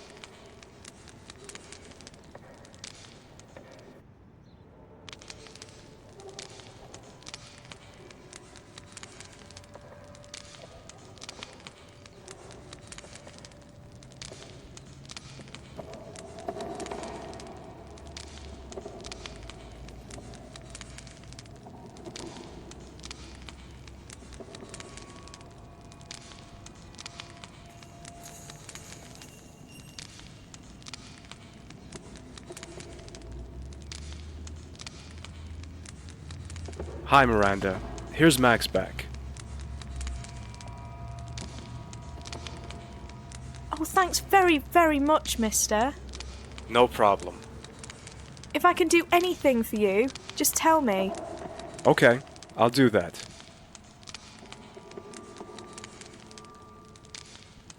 The dog tag has a pointed side.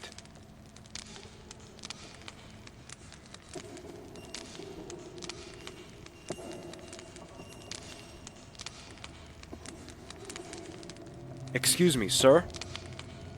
Yes, Where are you coming from? I'm from China. Don't you see that? That's not what I mean. I mean, have you been in the train all the time? Yes, of course. I didn't notice you a moment ago. Impossible. Have you seen a young woman with a Latin guy? Maybe. I don't know. What do you mean, maybe I don't know? I have...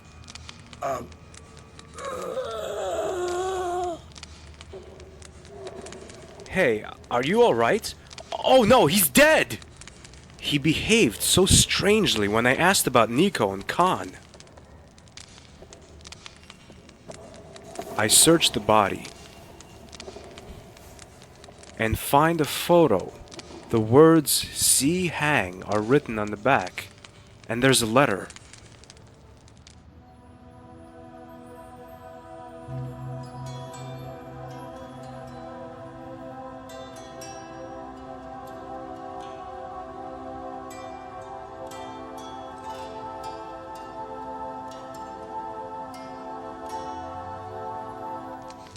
At the end, the letter gets more and more unreadable.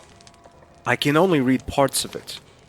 The man wrote something about term. Did he mean the Templars? That wouldn't make sense. What has a Chinese prince got to do with the Templars?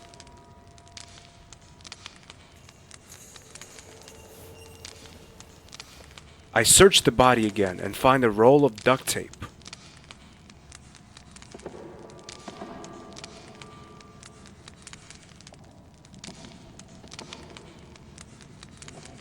Now there's duct tape on each side of the bomb. And now?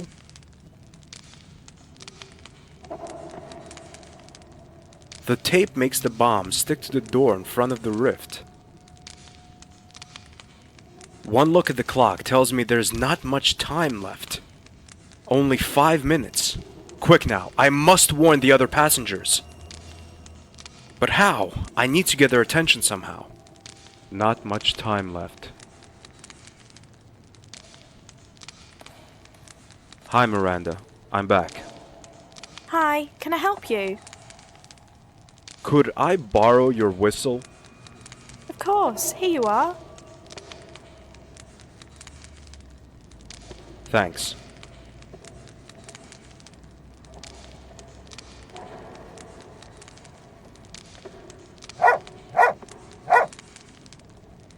Please move quickly to the other end of the coach. A bomb is going to go off in a few moments.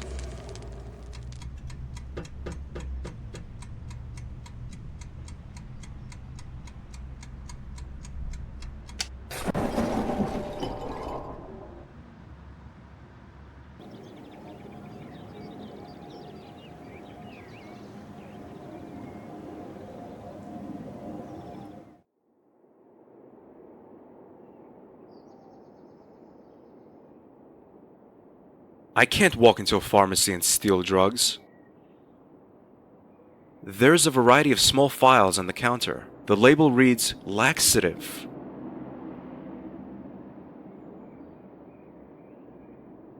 There are some health magazines in this rack. Not really interesting. No, I really don't want any.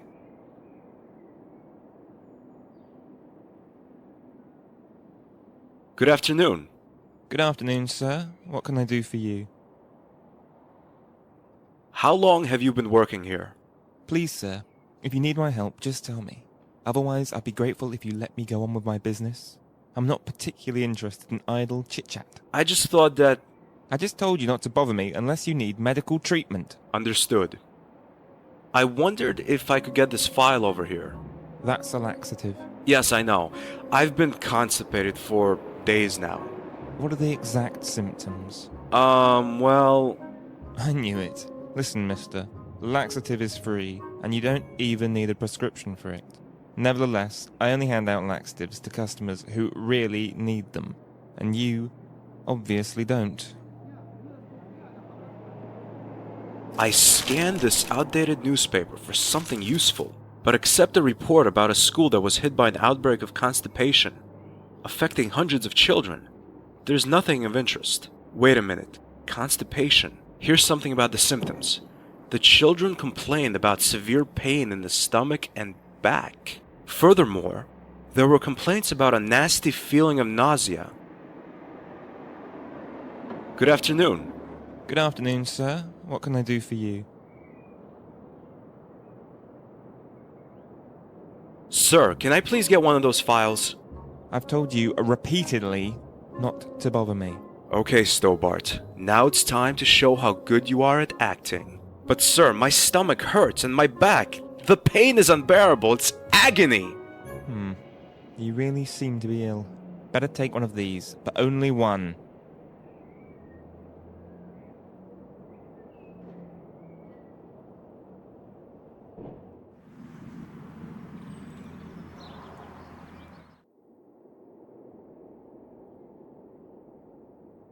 It's a soccer poster. I don't like soccer. Nico likes it though, because of the players. Lots of things have found their way into my pocket over the last couple of years. This poster definitely won't. Now that would be great, strolling out of the pub with the pinboard under my arm. But the whole "George, you need this item just because it exists" impulse isn't really kicking in at the moment. There are different sorts of notes on the board. One of them is an article about an organization which inspects pubs for hygiene standards. They obviously haven't been in here.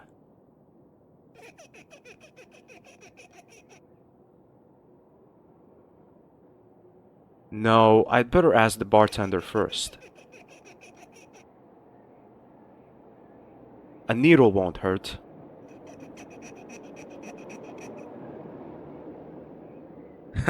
Wow, what am I supposed to say? No.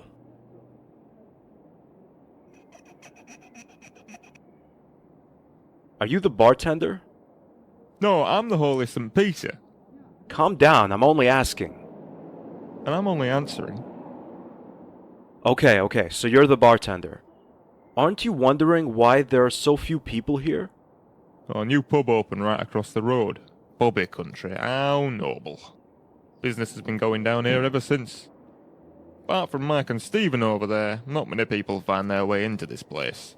Those two are virtually part of this pub. So, what do you do all day? Not much.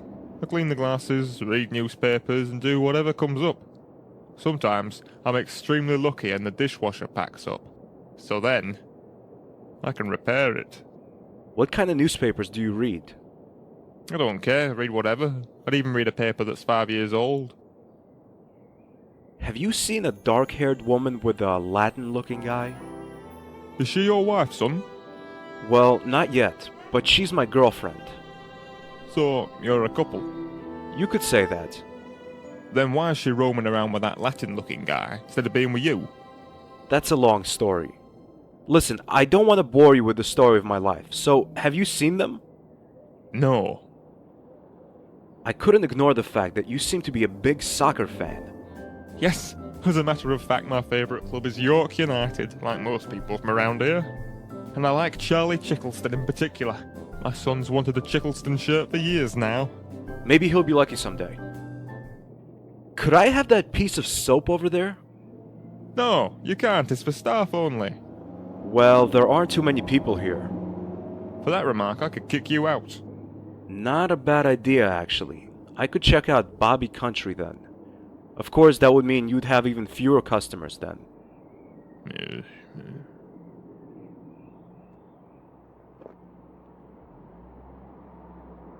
Do you know anything about the Templars?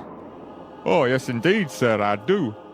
I read a lot and attend seminars, so I learn quite a few things. And I love the Templars. They're my second hobby, so to speak. Yeah, mine too, so to speak.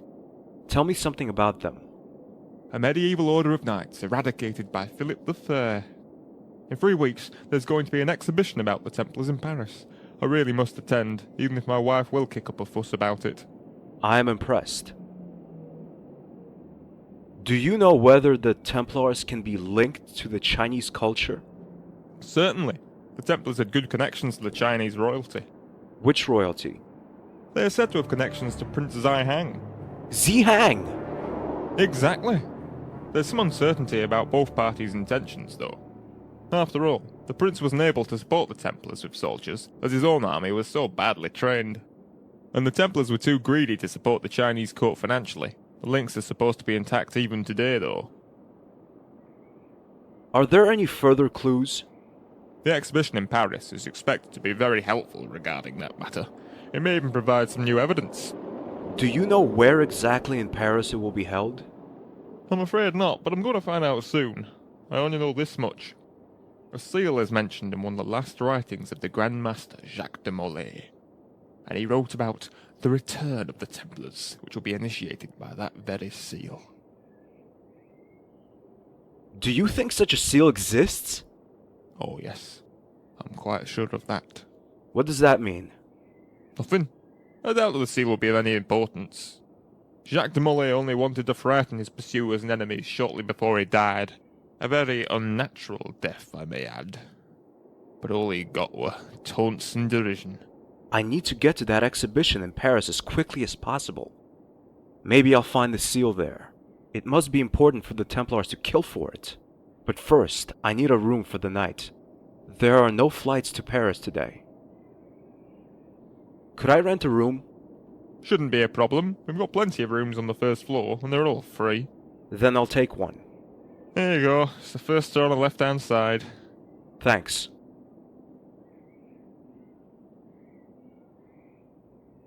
Look at this. I can't believe it. A Charlie Chickleston shirt. What do you want for it? Let me think. How about this piece of soap on the bar? Is that it? Oh, great deal. The soap is yours.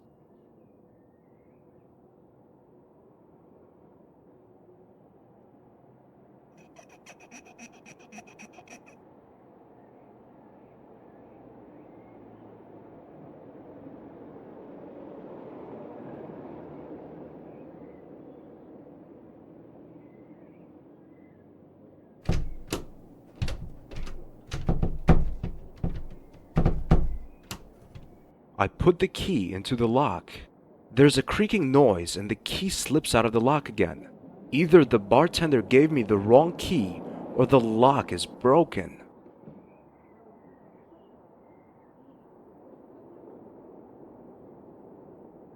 Damn it! The bartender has left. No.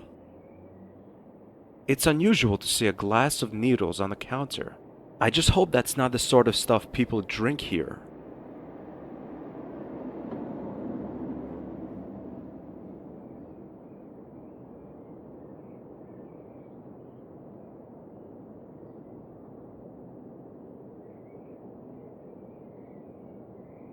Good afternoon. Cheers, mate. My name is George Stobart. I'm on a trip around Britain. I'm Mike and that's Steve. Do you have any idea where the bartender has gone? Yeah, he went to get himself something to read. Should be back in an hour. Well, who looks after the pub in the meantime? We do. You? Yeah, of course, why not? Yeah, we're used to it, mate. It's not the first time Mr. Parler's left his pub. Do you know how I can get into my room? The key doesn't work. A problem we know well. What can I do? Are you up for a little match? You won't tell me unless I agree, right? Right, mate. And you have to win, of course. No problem. Do you know Indian wrestling? Arm wrestling, you mean? That's what you want to do? Right. Are you ready? Ready. Here we go.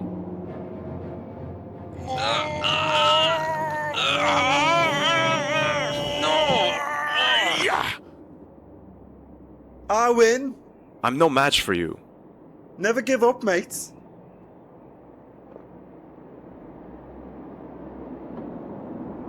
Hey, Mike. Another match? Of course.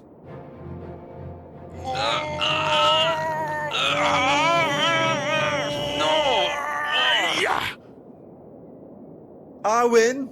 I'm no match for you. Never give up, mate. Is that water you're drinking? Yes, it is. I don't drink alcohol anymore. Now you're surprised, aren't you? A little. You see, a couple of years ago, I forgot my own children's names. All because of the drinking. Since then, I've been on the water. And besides, my belly has become sort of tender.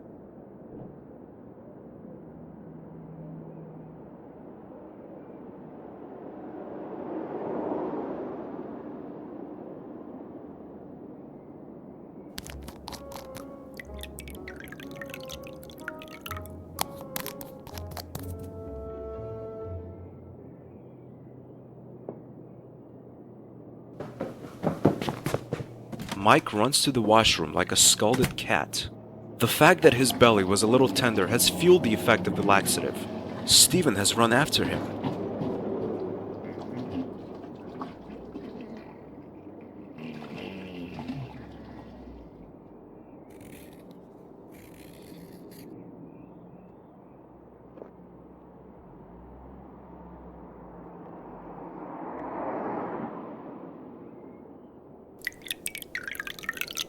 The table is wet now. Now what?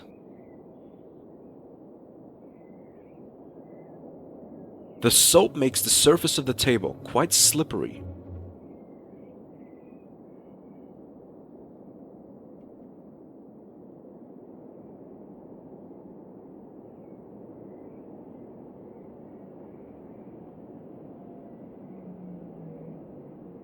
Hey Mike, another match? Of course.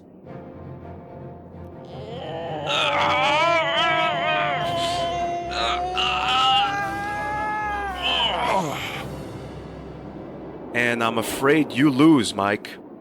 Looks like it. But I could swear my elbow slipped on the table.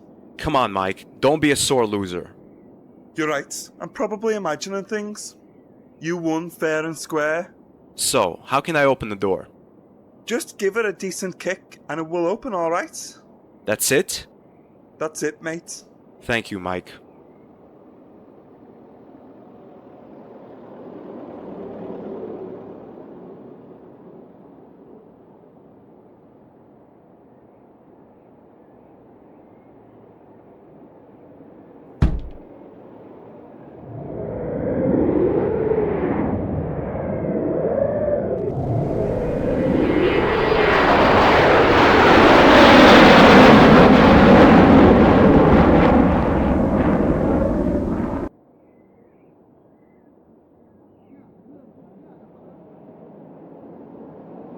The barkeeper was talking about an exhibition in Paris.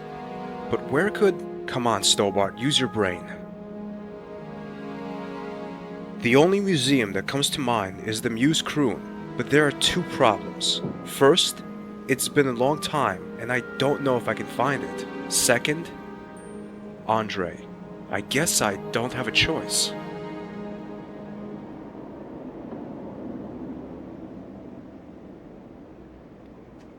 Yes, I could take some photos, but I don't think they would be of much use. I'd better leave that to Nico.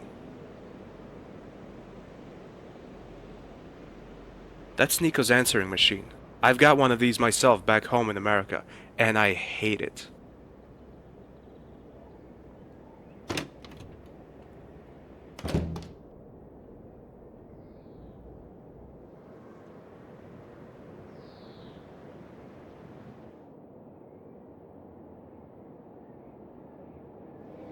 Great, I'm lost.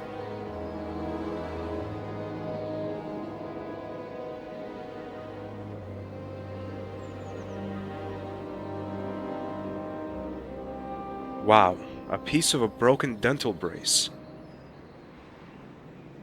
Someone must have used it to break out somewhere. It's bent like a lockpick. Or maybe someone just lost it. The same thing happened to me when I was 12. I lost mine betting on my favorite basketball team.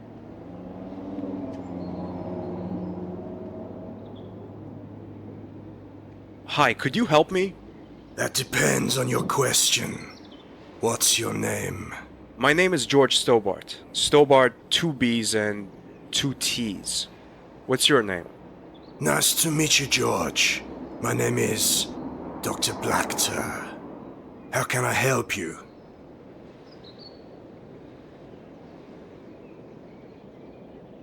I don't mean to be rude, but why are you bound hand and foot? I can hardly answer that question, George. Why is that? You must have done something, or you wouldn't be in chains, would you? Well, in my eyes, what I did wasn't wrong at all, George. Only in the eyes of the people that saw me do it. To me, what's important is not what I've done or not done, but why you're asking me about it. In today's society, it seems almost commonplace to put people in chains who haven't done anything wrong. Consequently, I assume it's nothing unusual to be in chains anymore. Which leads me to the question, why are you still walking free? Isn't that an irrefutable sign that we're living in an Orwellian society, George? Wow, you know, I've never seen it from that perspective. Putting that guy in chains makes sense to me now. Well, would you tell me what entirely innocent and legal act you committed before this degraded society felt the need to take you into custody? I had dinner with a patient. Wow, that does seem a bit of a harsh sentence. Maybe I had the wrong impression of you. Is that really all there is to it? Well, he was the main course. Mother of God. Now that is illegal, Doctor. And not exactly great medical ethics. You didn't know him, George? So you can't judge, can you? He was a very unpleasant human being whose way of treating others put him totally out of place in this world. But as a doctor, shouldn't you have been helping to remedy that? I cure only what I am able to cure, George. In that case, it wasn't the patient I had to cure, but the world that needed to be cured of him, and is that bit cleaner as a result. Well, I definitely wasn't wrong about him. Doctor, I think you have a serious problem. If you say so, George. You see, I have stopped arguing with people. Nobody ever really listens to my arguments. I can see why. I guess I've heard enough of that. Let's change the subject. You don't know what to say, right, George? You know, there are people that want to seriously discuss things, and others only want to do small talk. I'm not one for such primitive conversation. It's beneath me. Which kind would I be then? My knowledge of human nature tells me that you wouldn't like my answer. You'd be offended. All right, I can live with your judgment. You see, George, even though I haven't told you, you already know the answer. You're offended, and you don't want to discuss it any further. I was right in all respects. He was right. I think this lunatic is too smart for me. I'm looking for the museum croon.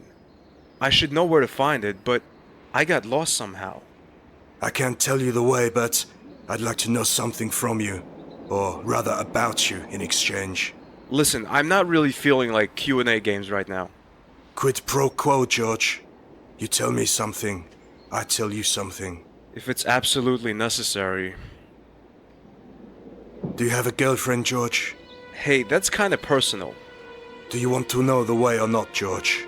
I'm sure that none of the people you'll meet here will be as cooperative as me. Okay, I have a girlfriend. Well done. First, walk down this street until you reach a corner shop. What's your girlfriend's name, George? Why should I tell you that? Quid pro quo, George. You've got some nerve. Her name is Nico. Well done, George. Well done. After that corner shop, you turn left to face Notre Dame, then walk straight on. Do you have dreams, George? But... Quid pro. Okay.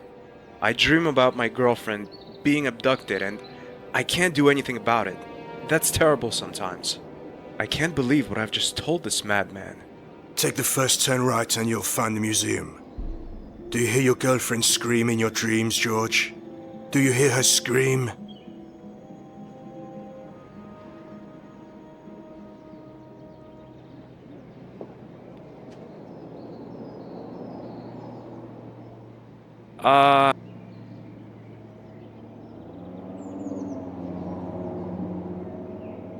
Take good care of your girlfriend, George.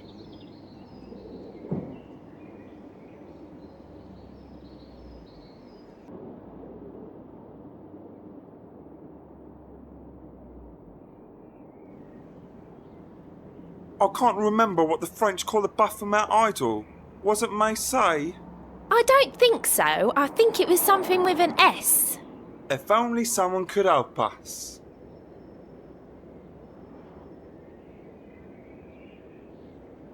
It says that Montfaucon is collecting donations for the Third World next Saturday. The priest invites the congregation to come and listen to the choir sing. That's it! Why didn't I remember the priest sooner? He knew about the Templars when I first came to Paris. Maybe he can help. It says that Montfaucon is... The priest invites... It says that the priest invites the... Pardon me?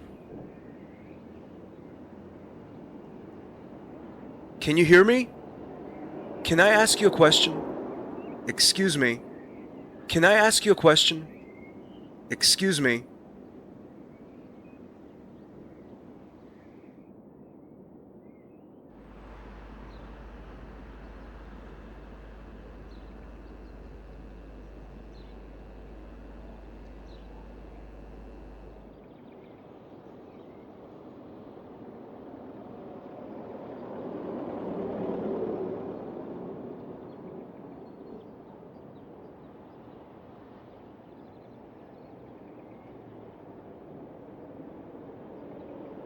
Pardon me.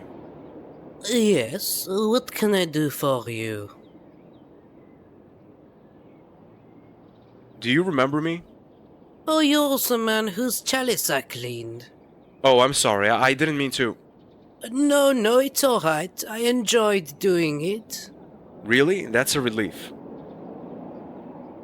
Have you seen Nicole Collard lately? She's my girlfriend. Black hair, smartly dressed. I'm looking for her. Every day, scores of people enter these walls. I find it hard to remember all their names and faces.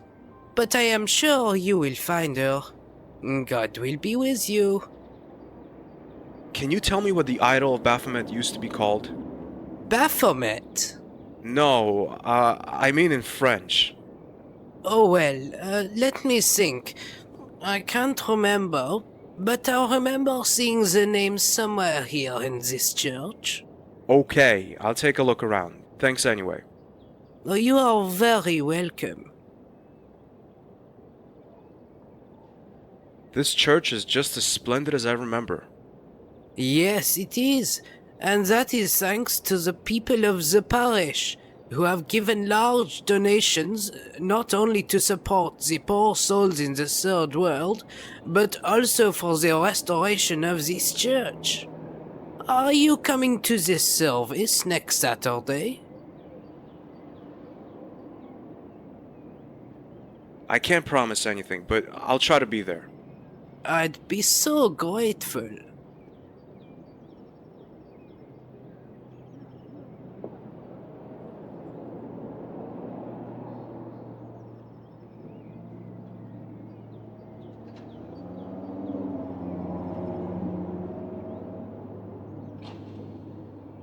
As I take a closer look, I see it. The writing Baphomet below the illustration of Jesus can easily be made out. But there's something written underneath it, much smaller. No, it's pointless. I can't read it.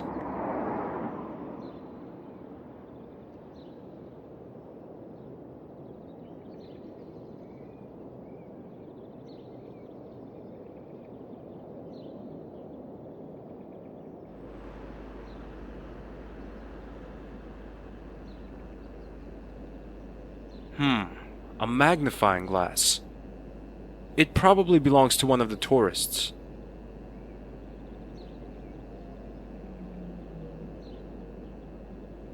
No. Why should...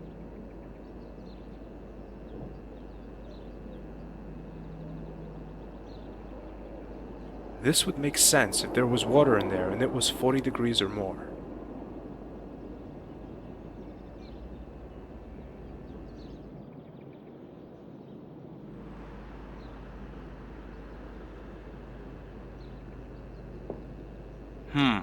A magnifying glass. It probably belongs to one of the tourists. I won't go in there again.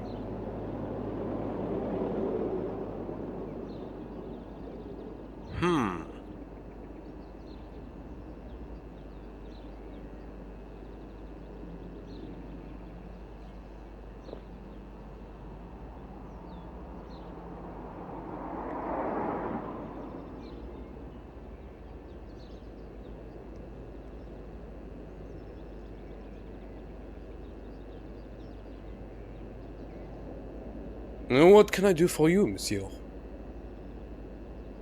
I'll have a coffee. Black coffee, please. Anything else?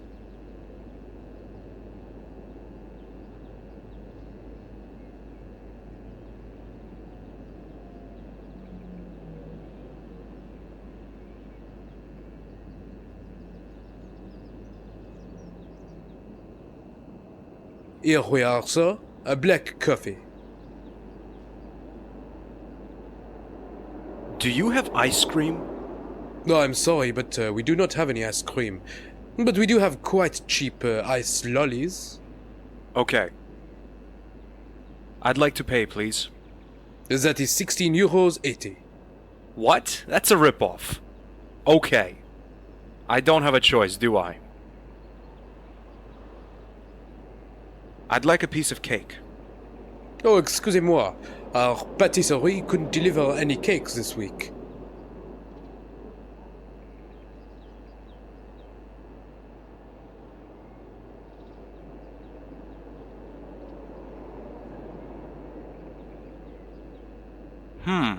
A magnifying glass.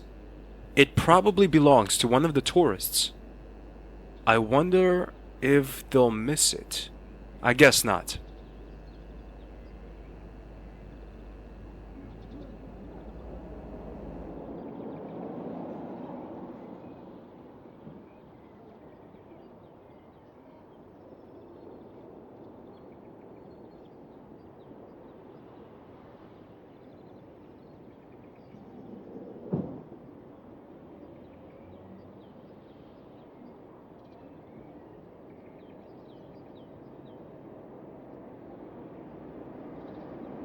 I can see the small writing through the magnifying glass. It reads Sue. That's it.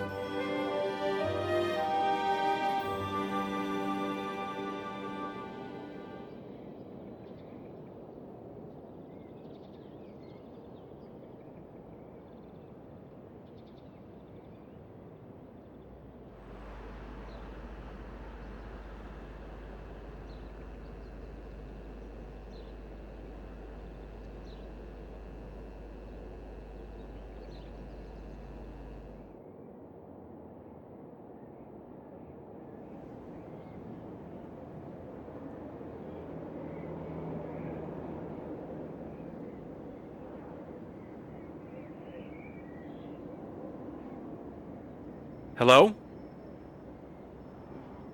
So? That's it? Yes, that's it. Thank you very much. No, not at all.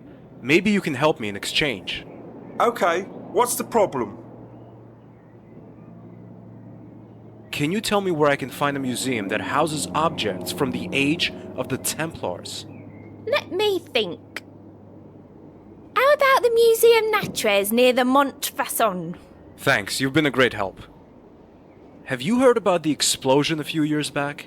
What? The explosion! Broken glass all around, me in the middle. I'm sorry, I don't know what you're talking about. Boom, and everything was broken.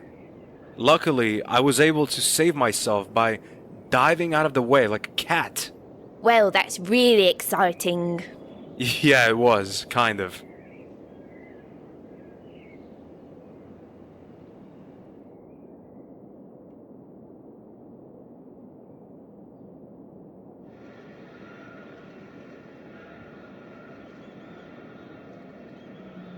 I don't have any money left. I'll have to sneak in. There are two cashiers staring at a TV set.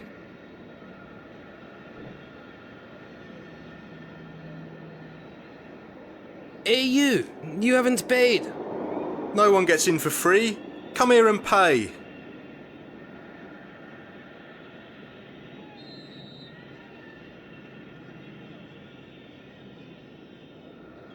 Can you tell me something about...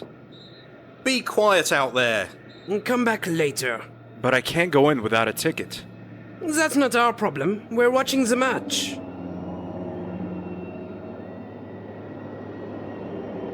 There are two cashiers staring at a TV set.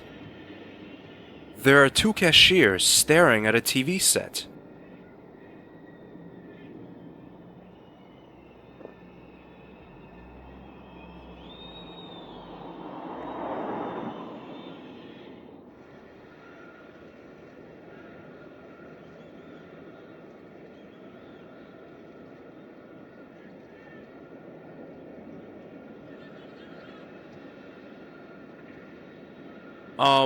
You won't just let me in there, will you?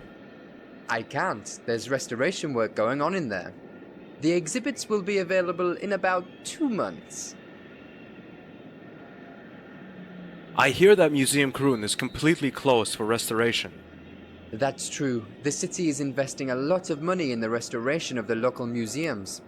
You're lucky the museum hasn't been closed as well. Have you ever heard of the Templars?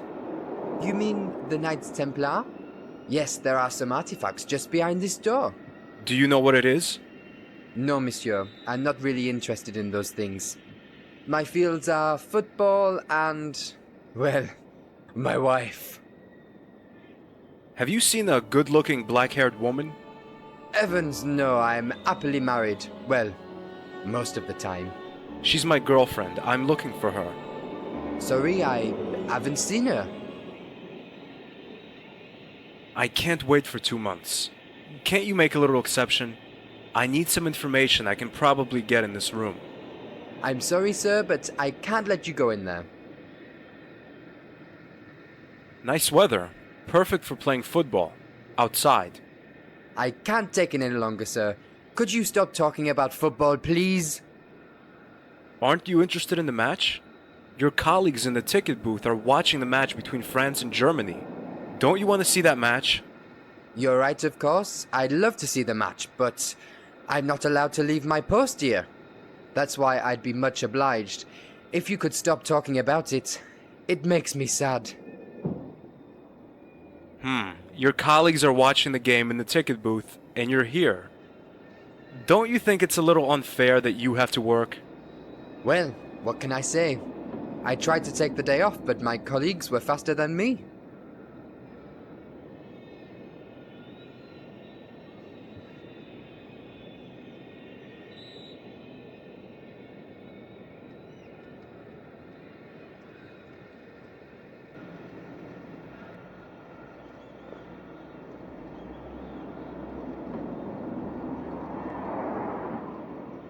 I've tried it the nice and friendly way.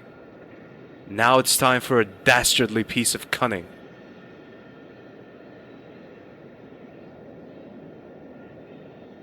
Oh my god, a penalty for the French team! What a brutal foul on Zidane!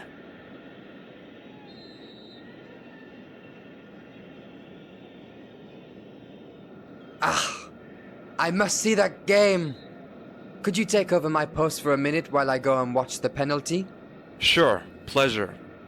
Thank you so much, sir. Don't let anyone in. I'll be back in a minute.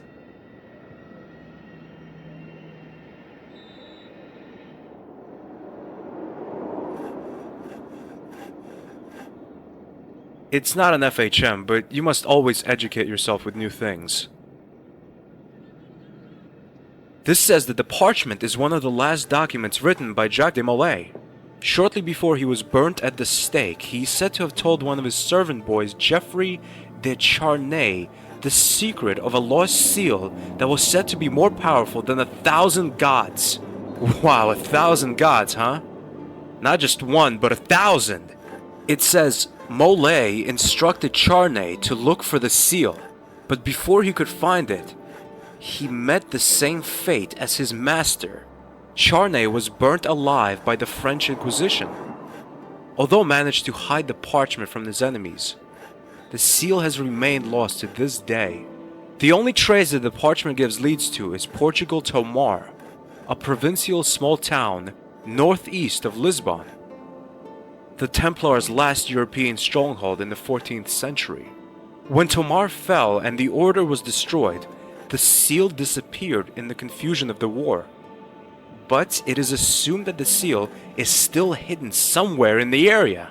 The sandy and rocky hills of Tomar are an attractive destination for archaeologists, tourists, and adventurous treasure seekers. That must be it. Tomar! Pardon? Nothing. It's alright. Stobart, you are fantastic. First, you got rid of the Watchman, and now you even know your next destination. Portugal. Behind the thick glass pane, I can see an old piece of parchment.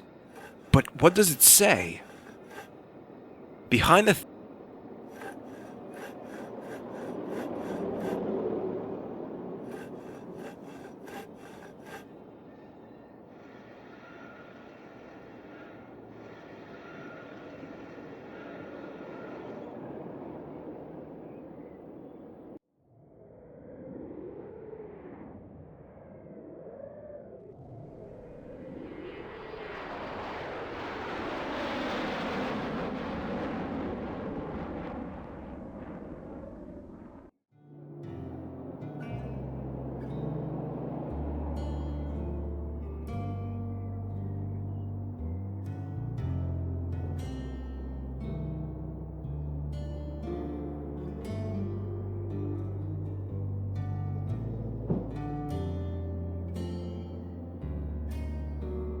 Seen from close range, the watch doesn't look as cheap anymore. There's an engraving. Ilak al-Kalb? That rings a bell somewhere.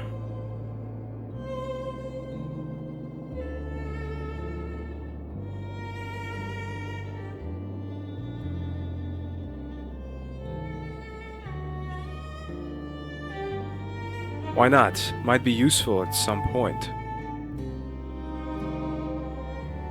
Looks like a broken broom. Only the stick is left. It's some kind of science magazine. Main subject, bone findings in Israel.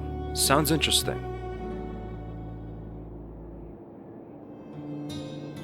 A small red road.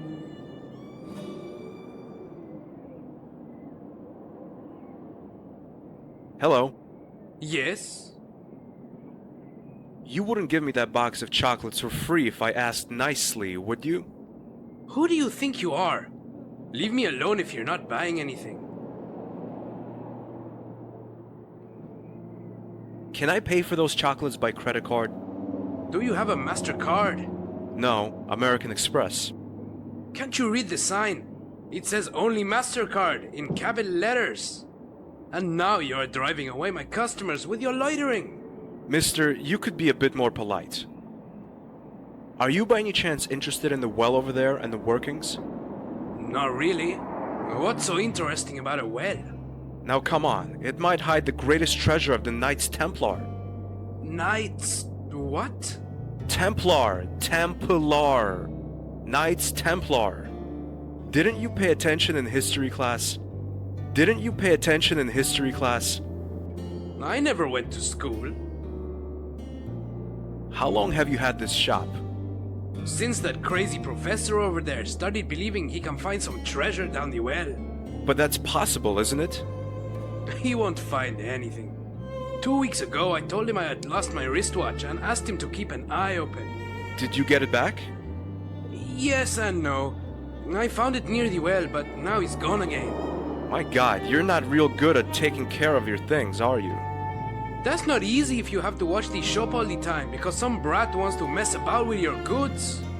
I even cut holes in my newspapers so I can see what's going on while those thieves think I'm reading. Have you caught anyone yet? Certainly. That brat over there tried to steal a box of chocolates. I caught him and spanked his ass like in the good old times. Maybe I can find your watch. If you want to look for it, fine. I've stopped looking for it a few days ago. I'll only lose it again. I found your wristwatch. Thanks! How about a tiny finder's reward? You expect me to give you a reward? Now listen.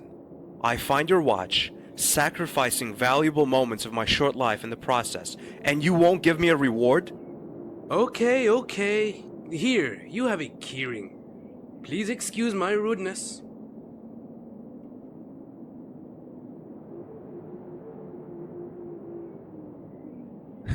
Wow.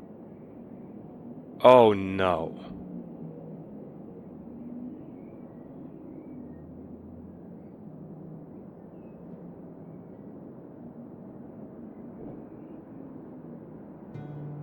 Hey you! What? Me? Yes, you. Do you have a minute? What are you doing in a place like this? I live here, sir, in the street, in the nature. You're not serious. I earn a living from polishing shoes, begging, and stealing.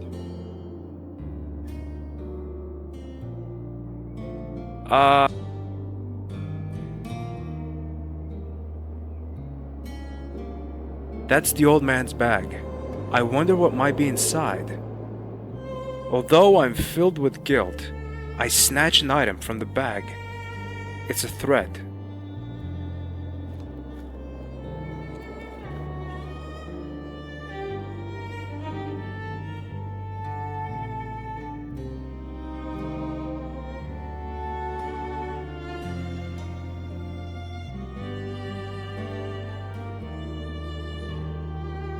Don't even think that I haven't seen you. Put that back.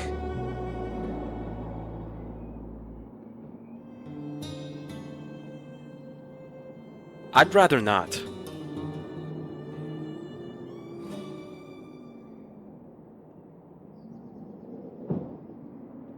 Don't even think that I... Hi, it's me again. But I have already given you your reward. Aren't you feeling like reading anymore? I don't have anything left to read. I already know this paper by heart. But what business is it of yours? Just curious. I'll be off then. And goodbye. How about reading a magazine? But that is French. Damn, that totally escaped me. Well then, I'm lucky that my mama is from Bordeaux, huh? Pardon? Just give me that and go away. The shopkeeper forgot to cut holes into the magazine, but I fear he might see my shadow when I lean over the stall to steal the chocolates.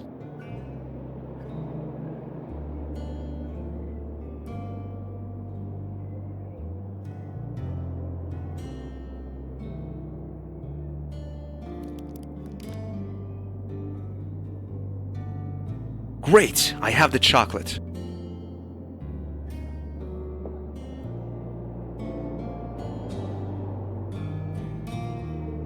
Oh no.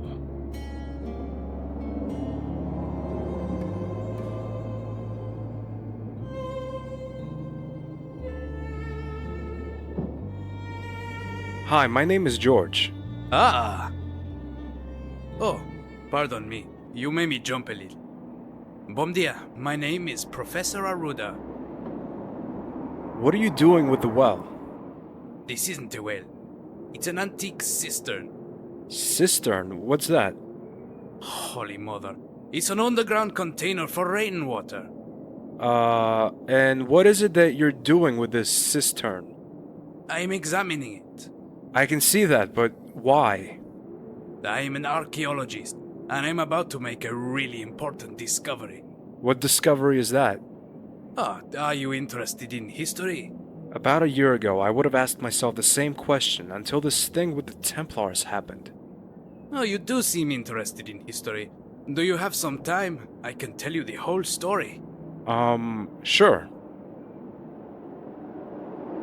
Well, as you might have heard, Portugal was a paradise for the Templars.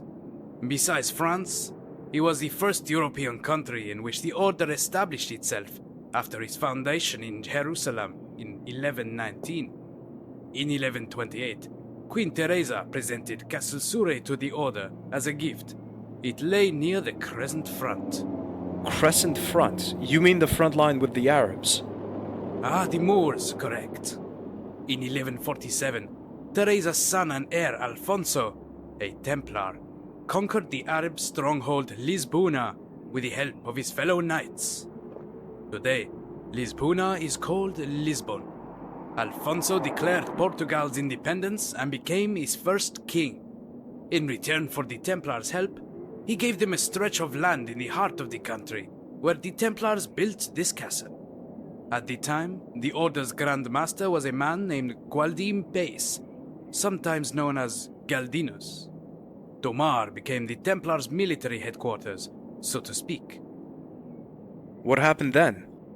In 1291, the last Christian bastions in the Holy Land fell, and the Europeans blamed the Templars. Trouble was at hand for the Order. And then a French spy called Esquieu heard about the Templars' satanic practices from a disgraced ex-Templar, and reported this news to the French king. Philip IV. You know of him? A little, but go on. Well, at the time, the accusations revolved around a mysterious graven image called Baphomet. Are you sure you don't want to tell the rest yourself? You can skip the bit about the Baphomet part. I'm kind of familiar with that. Are you also aware that the original idol is believed to be here in Tomar? That's a new one on me. I got the information from the transcripts made by the Inquisition. The idol itself was never found, but there is still an image of Baphomet within the castle. It is engraved on one of the bricks in the kitchen wall. If it were to be removed, it is said the ceiling and with it the whole building would collapse. My mission here might be a little harder than I first expected. But what about the cistern? A cistern? Ah yes, the cistern. I will come to that. This cistern is far too refined to have served as a mere water butt. I believe the Templars hid something extremely important here. Wait, did he say extremely important? Maybe he's talking about the seal I'm looking for. Tell me more. Do you have any idea what it could be that they hid here? Who knows? Maybe the Templar seal that was lost when the Order was destroyed. Maybe the fifth Gospel, which Christ is said to have written himself, and was believed to have been in the Templars' possession, as with the Holy Grail. The seal! The return of the Templars! Right. The time of reincarnation, the hour of revenge, the dawn of a new empire. And a single seal is supposed to do that? How could the Templars have done that, Professor? The question should be, how can they do that? Can do... Yes, George, can do. After the Templars' extermination, the seal vanished. Philip the Fair had hundreds of soldiers search for it. It was the iconic symbol of the Order. He knew what power the seal possessed, and according to the legend, still does. What power? You weren't listening, George. The power of return. Are you telling me this seal has magical powers? Don't be stupid, George. The seal itself does not. But I assume it can trigger some kind of mechanism which could prove Einstein's theory of space warp. Back to the Templars. Well, on Friday the 13th of October 1307, Philip IV had all known Templars in France arrested. Even in Spain, where the Templars had eliminated the Arab threat, people turned against the Order because they no longer needed the Knights' protection. In 1308, the Spanish Templars escaped across the Tajo to Portugal and occupied the stronghold Almurol. All their treasures they took with them, and it is assumed that they were later brought here to Tomar. But what made the Templars think they were safe in Portugal? The Portuguese king Dinis hadn't forgotten what the Templars had done for his country and was still grateful. He granted them sanctuary. In fact, it was Dinis who re-established the Order under another name with the elder João Lorenzo. They lived here as the Order of Christ and even kept their trademark, the Red Cross.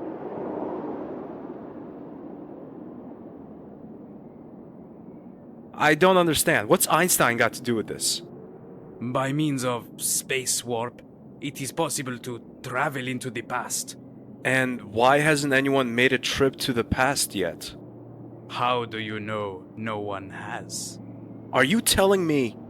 No, I only wanted to show that you can never be sure, George. Remember that. Do you believe that people have traveled to the past? Not yet, as there are no machines that can maintain the gravitation field. The power of the field collapses within milliseconds. So there's no need to worry, right? I didn't say that. The fact is, nowadays, there are machines that can open the gate for a short time. Only they need something to keep it open, to stabilize it. And that's where the seal comes in. How can such a tiny seal stabilize a gravitation field of this size? It's the belief of people, George. Millions of people have died for their belief in this emblem. It has developed a force stronger than the gravitational field, and thus the seal can maintain the gate. That's the mystic part of the story. So the Templars need the seal to stabilize a gravitational field and to travel into the past. But where's the sense in that? Why time of return? Listen, the gravitational field enables time travel, but only for a fixed span of time. 700 years. The penny hasn't dropped there. Think about it, George.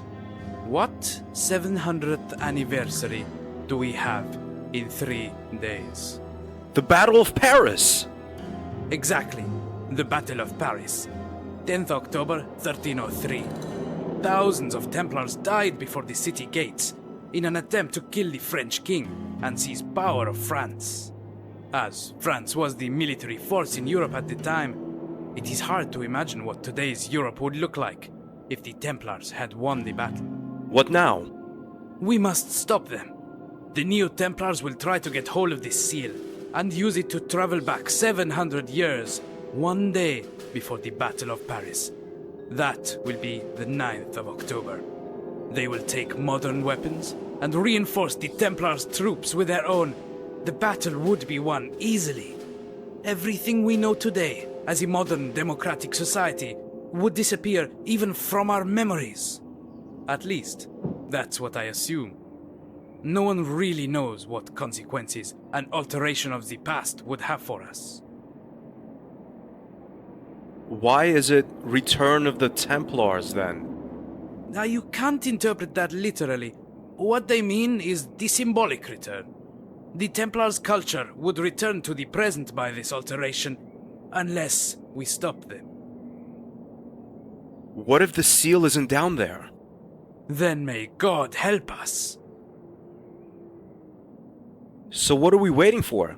Let's climb in, get that thing up here, and save the world! I don't think so. The Portuguese Ministry of Cultural Affairs has forbidden any excavations on this site. What? But why? Who knows? But the fact is, I can't go down there, and neither can you. What if you happen to doze off for a while, and a total stranger to you, say an American tourist, fell into the hole in a totally unintended and still careful way, and once down there he found... Forget it. I appreciate scientific spirit, but I will abide by the law. But we're talking about our future, Professor, and you want to go by the law? There won't be any laws to obey if we don't act now! Is there really nothing that could make you leave the hole for a minute? I'm afraid not. Damn. Can you tell me something? Sure. What role does Prince Zihang have in this? I have evidence that the Templars were somehow connected to the Chinese nobility. That's true. Jacques de Molay asked Prince Dorima Cha II for 100,000 soldiers. And if he had got them, they might have changed the course of the battle, though it would still have been very close and probably bloody. He didn't get them? No. The prince doubted Molay's loyalty, and after the negotiations, he dropped the Grand Master like a hot potato. De Molay swore revenge, but it all came out differently. I assume today's Templars want to take revenge on the Chinese nobility for the treason. For treason, they feel it was. Only nobody knows exactly where the core of the old nobility is now. Okay, I'll take a look around. Sim, por favor.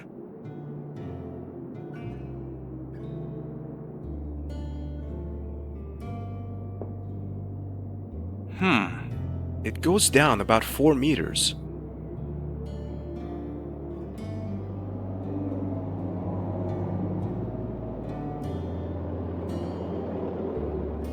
Could you do me a favor? Do you see that professor over there? He won't let me work at the well. Could you distract him for a minute? What do I get for it? Let me think. You know I never managed to steal anything from the souvenir seller. He always seems distracted when he is reading his newspaper. But he cuts holes in it and looks through them and notices everyone who comes near. I swear to you, sir, once I tried to take a box of Berg chocolate sweetmeats, but he got me and spanked my arse. Since then, he has chased me away whenever I have come near the shop. And I think he has a reason to. Stealing isn't the right way to make a living. But I didn't have money, and I have never eaten chocolate in my life. I can understand that. A childhood without chocolate. That's unimaginable. Will you help me if I get you the chocolate? Sure. I'd be happy to, sir. Here's your chocolate. Give it to me. Who did you want me to distract? The man at the well. Okay. I will steal his bag. I'm good at that. Great. The boy has stolen the man's bag and the man has run after him. Now the well's unguarded.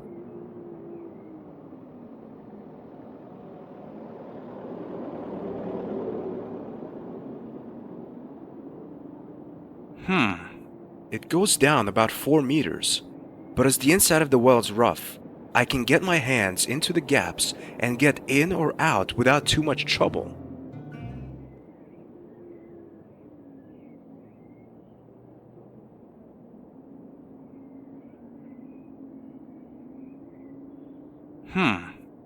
Looks like something's hidden underneath it. It's 1/2 of a key. The Templars must have hidden the other part. But where?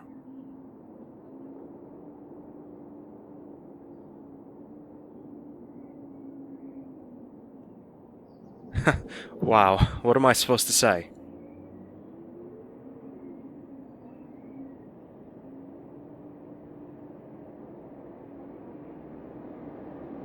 Next to the idol is a small gap. Forget that. It's too hard for my bare hands. The brick looks unsound, though.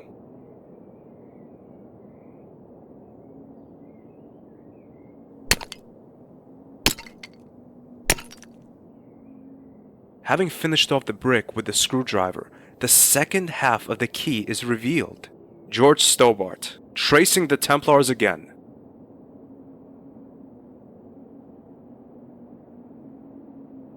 Yes, that's it!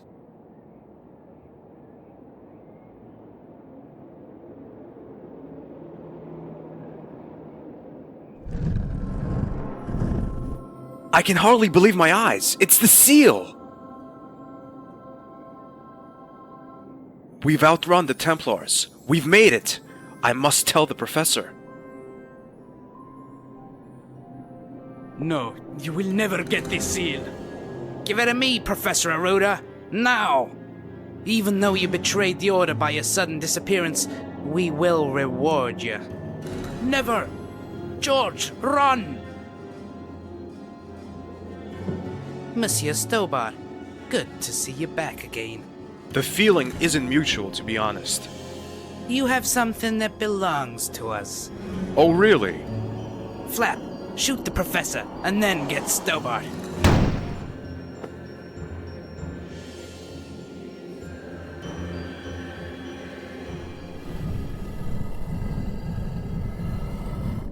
A long flight of stairs.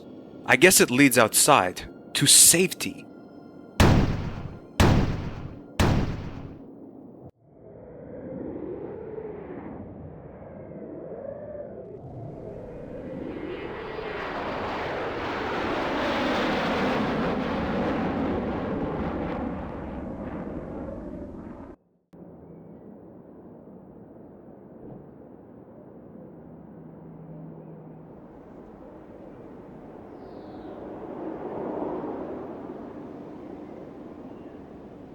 That's a letter from Nico. She was here. No time for explanations. Take the next plane from Paris to Beijing. Ask for Bray. He'll take you to see Hang. Trust me. Nicole.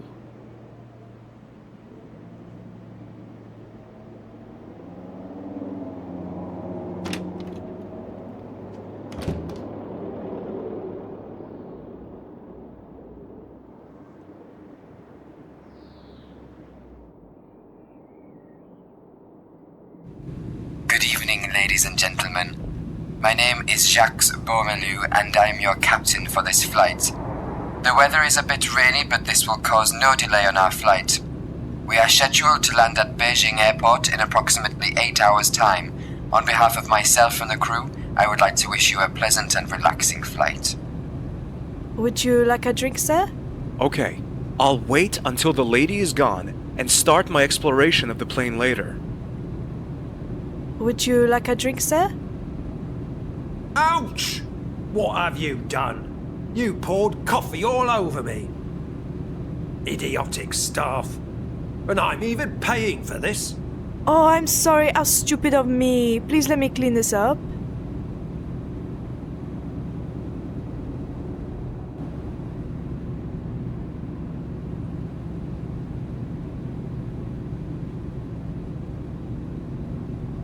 Good evening, my name is Stobart. George Stobart.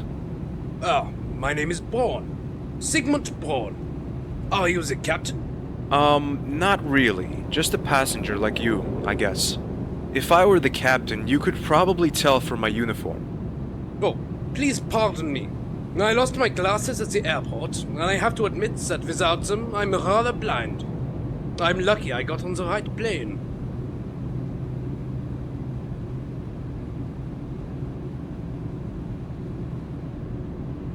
Good evening, my name is George Stobart. Oh, hello, I'm Amanda. How are you, George? Fine, thanks. Would you mind if I talk to you for a while? Sure, I don't like flights where you only sit around and wait. Tell me something about yourself, Armando. Okay, I'm from Argentina. I work there on a construction site and in my free time I'm a bodybuilder. That's my passion. Sounds interesting. What are you doing here in France? I'm on my way to a huge contest. Boy, if I win that, I can retire. Good luck then. You know, I used to be just as muscular as you are. It's a lie, but a little bragging won't hurt anyone. Really? Well, not much left of it. Sorry, George. Just kidding. Alright, let's leave it at that.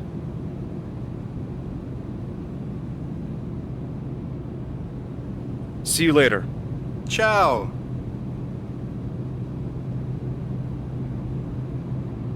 Not much going on here.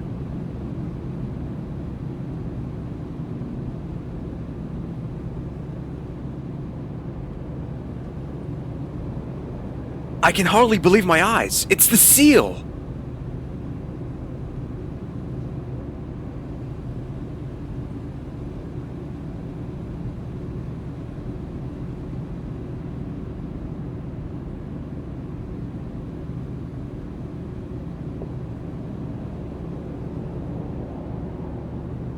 A well-conditioned young man. He reminds me of myself when I was a motorcycle courier.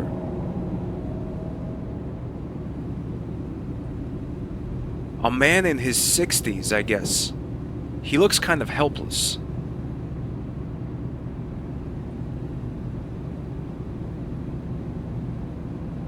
A can of Coke is standing on the beverage trolley.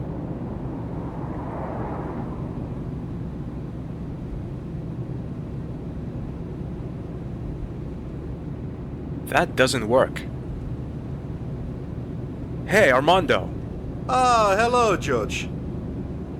See you later. Ciao. The Coke can from the trolley. Tastes best when cool. I think a little refreshment won't hurt. Great. I'm obviously too stupid to open a Coke can. Now I have an unopened Coke can and a useless piece of metal. Maybe there's another can in the trolley.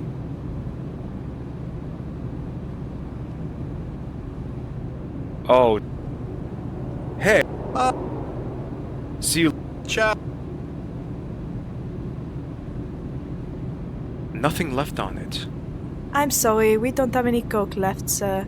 Give me a minute here and I'll find you something else.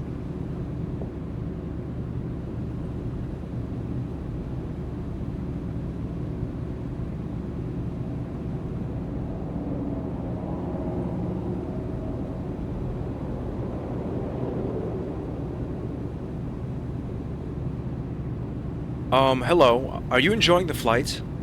Oh, who are you? I lost my glasses in the airport. I'm your steward on this flight. Is there anything you need? Would you like a drink, maybe? No, thank you. What do you have? Just name it.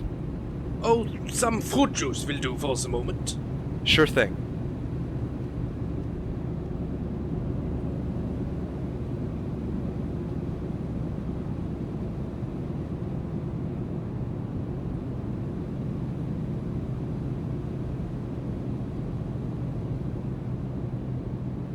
Nothing left on it. I can't see what's in there. There's a porthole, but it's closed.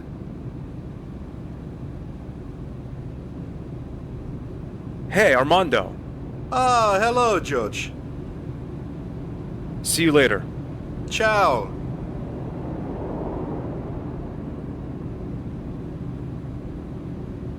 Nothing left on it.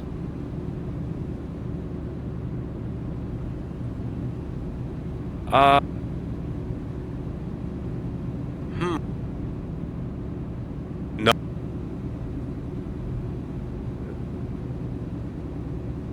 That's...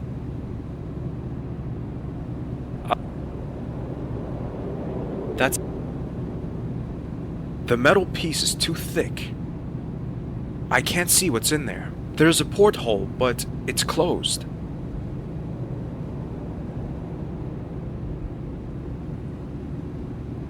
Hey, Armando. Ah, hello, George. See you later. Ciao. Wow, what am I supposed to say? That doesn't... That's not gonna...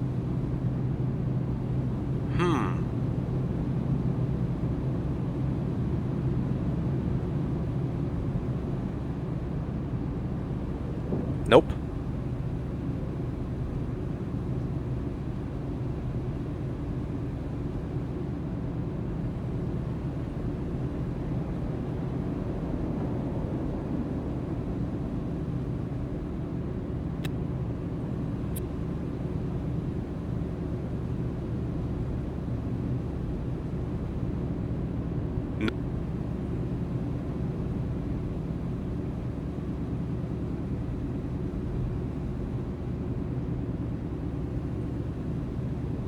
Nothing left on it.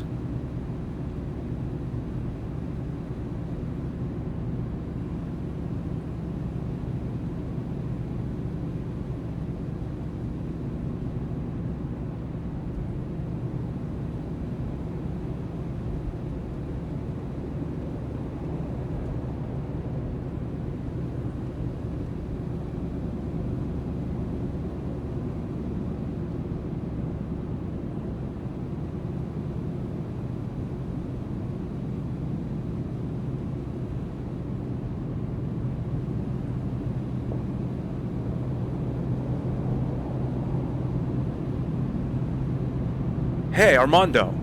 Ah, hello, George. Could you do me a favor? Depends on the favor. Well, I was wondering if you could bend this piece of metal. I guess so. If you get me something to drink first, I'm so dehydrated and the stewardess isn't coming. By coincidence, I have a can of Coke. The problem is, I can't open it. Let me see. No problem for me.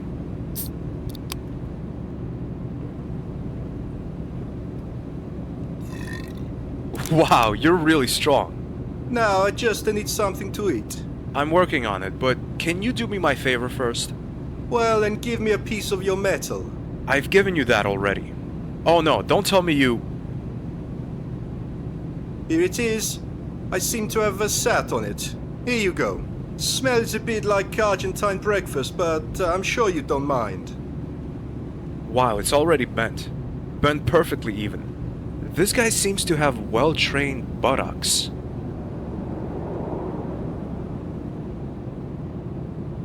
There we go. Open.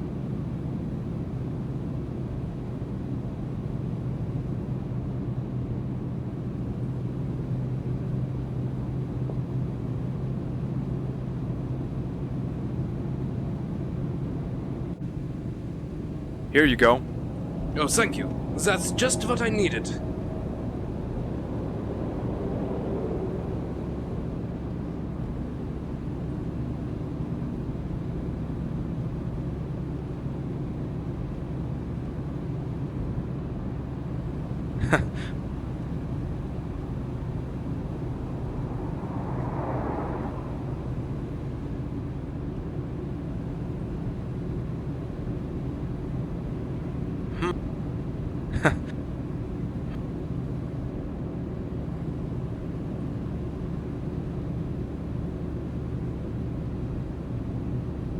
That's not gonna work. Nope. No. No. Would you like another drink, sir? Oh yes. Can I have another fruit juice, please?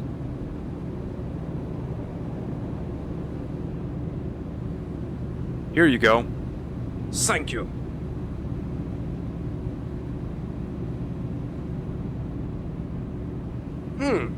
This fruit juice tastes different to the one I had before. It's almost a little hot in the throat. I can tell at once, this guy is used to this sort of alcohol level. That rum would have reduced a normal man to tears. Oh, yes. That's a different flavor. Do you like it?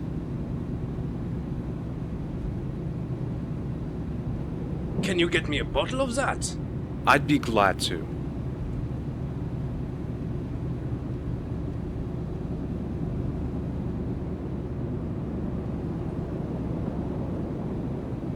Your fruit juice, sir.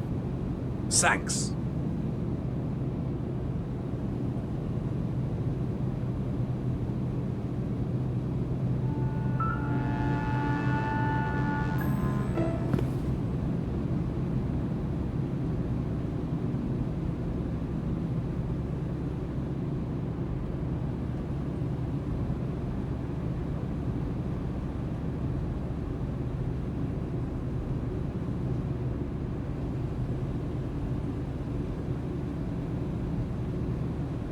Is this the first time you've traveled by air?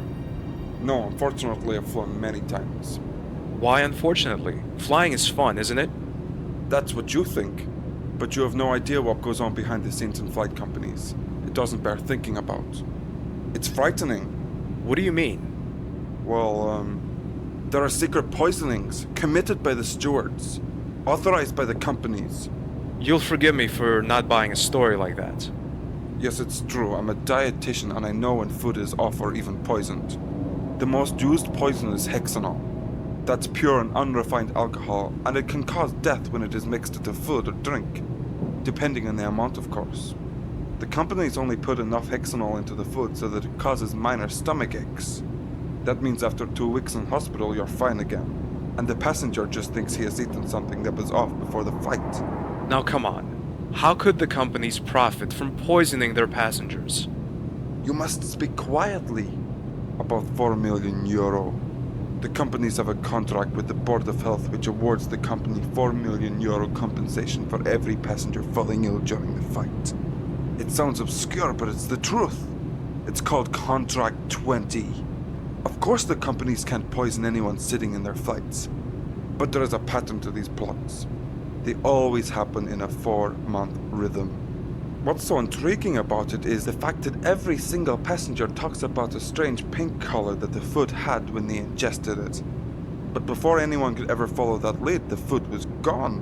Maybe the food was just off. Things like that happen. That's where you're wrong. The pink coloring only occurs when the food is treated with hexanol. No other chemical creates such a reaction. What is important about it is whether it is a light or a dark pink color. If it's the light one, there is no lethal threat to life. But if it's the dark, you can say goodbye to life. Do you see behind that curtain? The stewardess is putting a little red file into the cupboard. That's it! She's only waiting for the order to use it. And when it comes, bang! It still sounds a bit unlikely. The stewardess might be doing any number of things. Just be alert. You have been warned.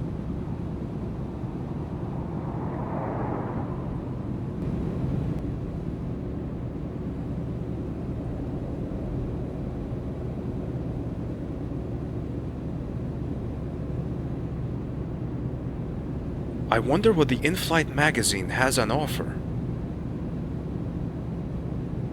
Is your drink, sir? But I didn't order anything. Oh, your neighbor in the next seat did that for you. Good evening. My name is Monsieur Bray. I felt obliged to buy you a drink as a courtesy. Oh, I'm sorry. I don't drink alcohol. Are you sure? It's really good. I'm sorry, but if you like it, feel free to drink it yourself. No. I've had 2 already. As you wish, monsieur.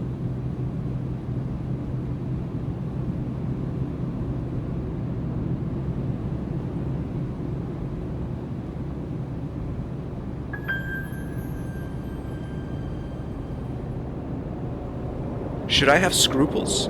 Yes, but I take the money away.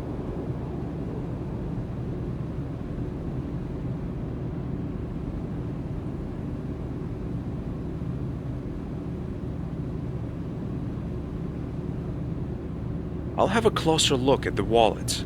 Prince Chen Zhang of Zihang and Christophe Bray, 18702.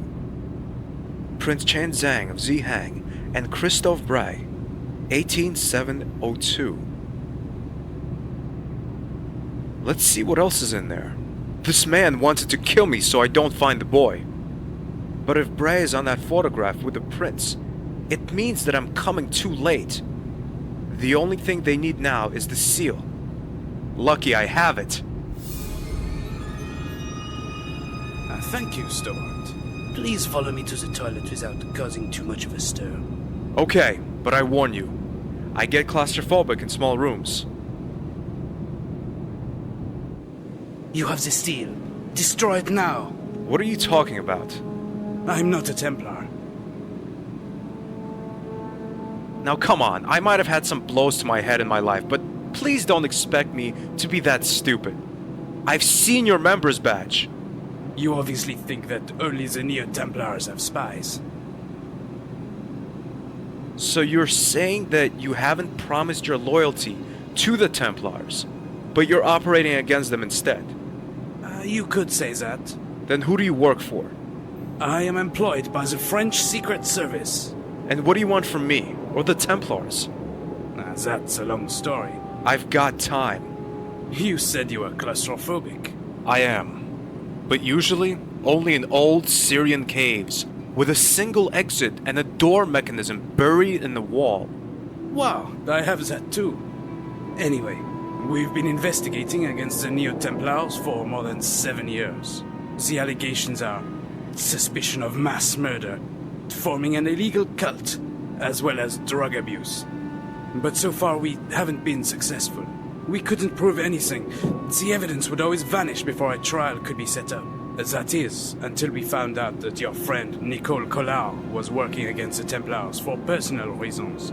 We established contact with your friend. She told us you had traveled back to the US. Furthermore, she was able to provide us with valuable information about the Templars. We infiltrated her into the Order as an informer, so she could find out more about them. Wait a minute. Nico told me she joined the Templars to free her uncle from the influence. That's true. That was one of the mission objectives. Her uncle was the only contact we had to the Order. But at some point, he broke off all communication. It was helpful for us that it was her uncle. Because of this, she was ready to work for us as a spy. It worked out very well until she got the mission from the Templars to prove her loyalty. She was ordered to kill the foremost enemy of the Templars, the mayor of Paris. So what was in the papers was really true? No, she wasn't prepared to do it. She wanted to escape with her uncle and the evidence, but somehow she was discovered. She had to leave her uncle behind, but she managed to get us some good evidence on them. One piece of evidence she produced was the lead about the time travel. You have been busy to follow. Anyway, your girlfriend recommended we ask for your help in this matter. However, at the time, Miss Collard was already being watched around the clock. So we had to think of something. We made her disappear for a couple of days. What's more, we sent a message to you saying your girlfriend had died. Since the Templars were intercepting her mail, they believed she was dead and called off their observation. Although this may have deceived you as well, Monsieur Stobart, it served its purpose because, thank God, it made you come to us without the Templars noticing. Or at least, they didn't notice right away. When you arrived and the Templars had stopped tracking your friend, we allowed her to return to her old life. Of course, she couldn't tell you anything about our plans, because if the Templars had caught you, which they did, they could have tortured everything out of you. That would have destroyed all our efforts.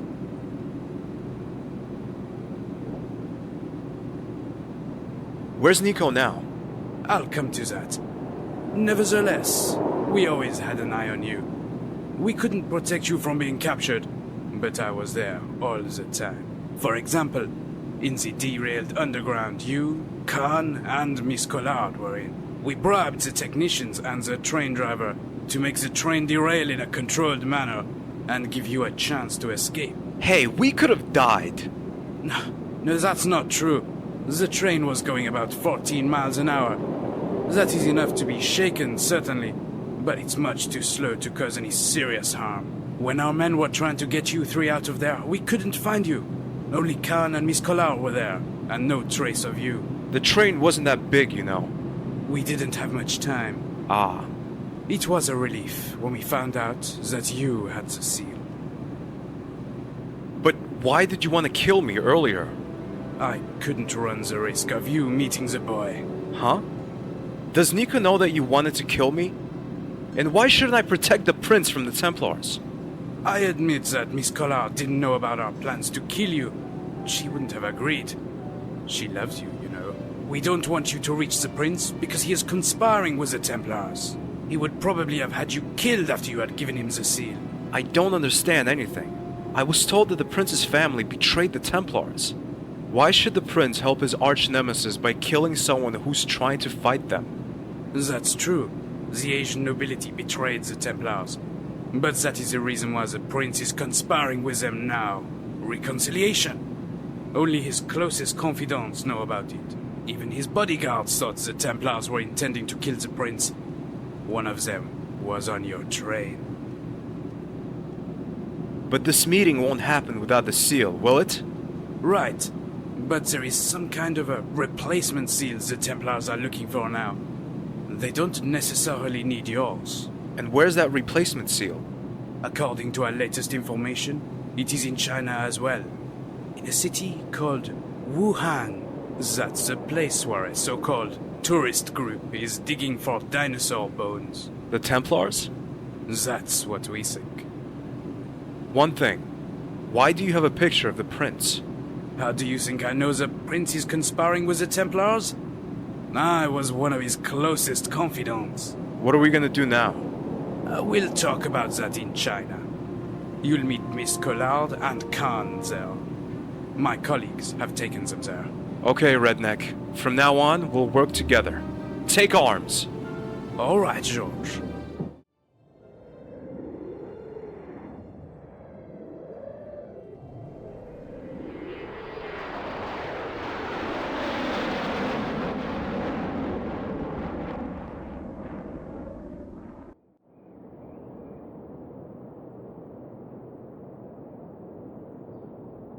We don't have much time left.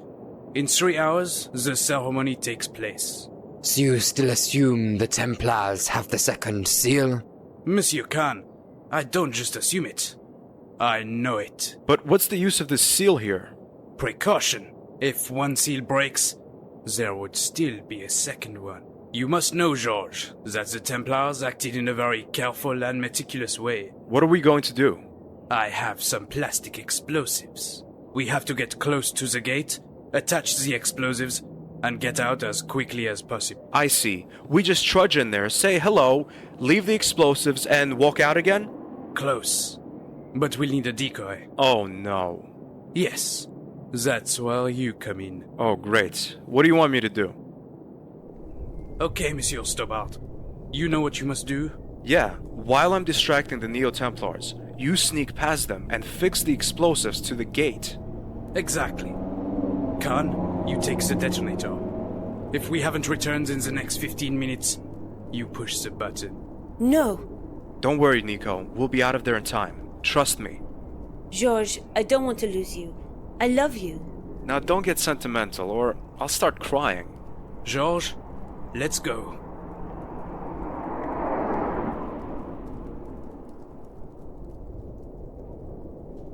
I should leave them where they are if I want to be able to do anything.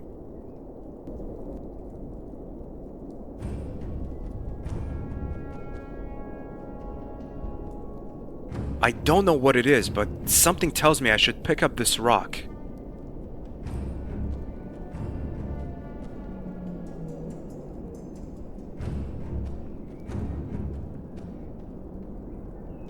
Oh. I grind the seal with the rock until it's pointed and sharp.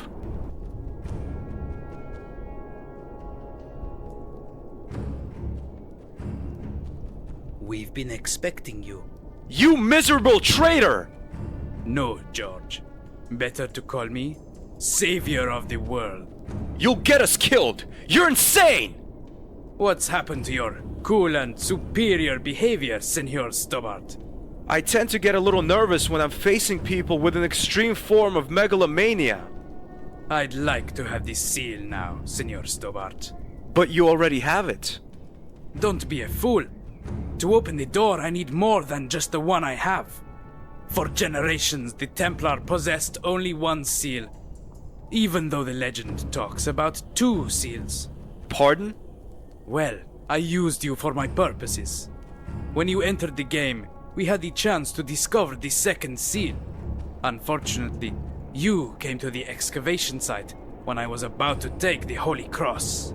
So, what you told me at the wall were lies? Not at all. Everything I told you was true. Apart from the fact that there exist 2 seals, and that both are needed to carry out the ceremony. And why did you feign your own death? We thought we could play around with you a little. Your research has been very enlightening and amusing at the same time. And now you're here. Incredible! And now, George, I'd like to have the 2nd seal.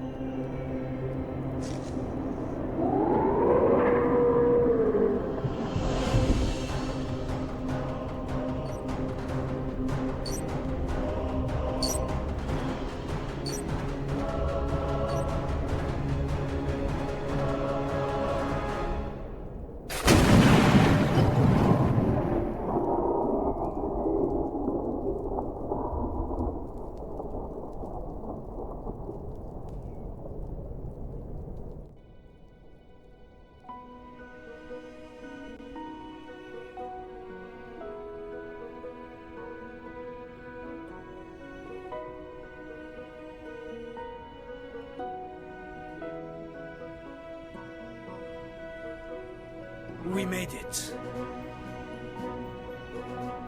Yes. I think that's the last time the Templars try to take over the world. I need a cigarette. Ray, what are your plans for the future? Work. There's a new case in Guatemala. Drug smugglers. How about the 2 of you? George and I will meet old friends. Huh? Pearl and Dwayne. I met them in York. You're not serious, are you? Oh, yes. George will visit them. If you say so, honey. And after that? After that, we'll be in the Bahamas for a couple of weeks. Hopefully without any adventures.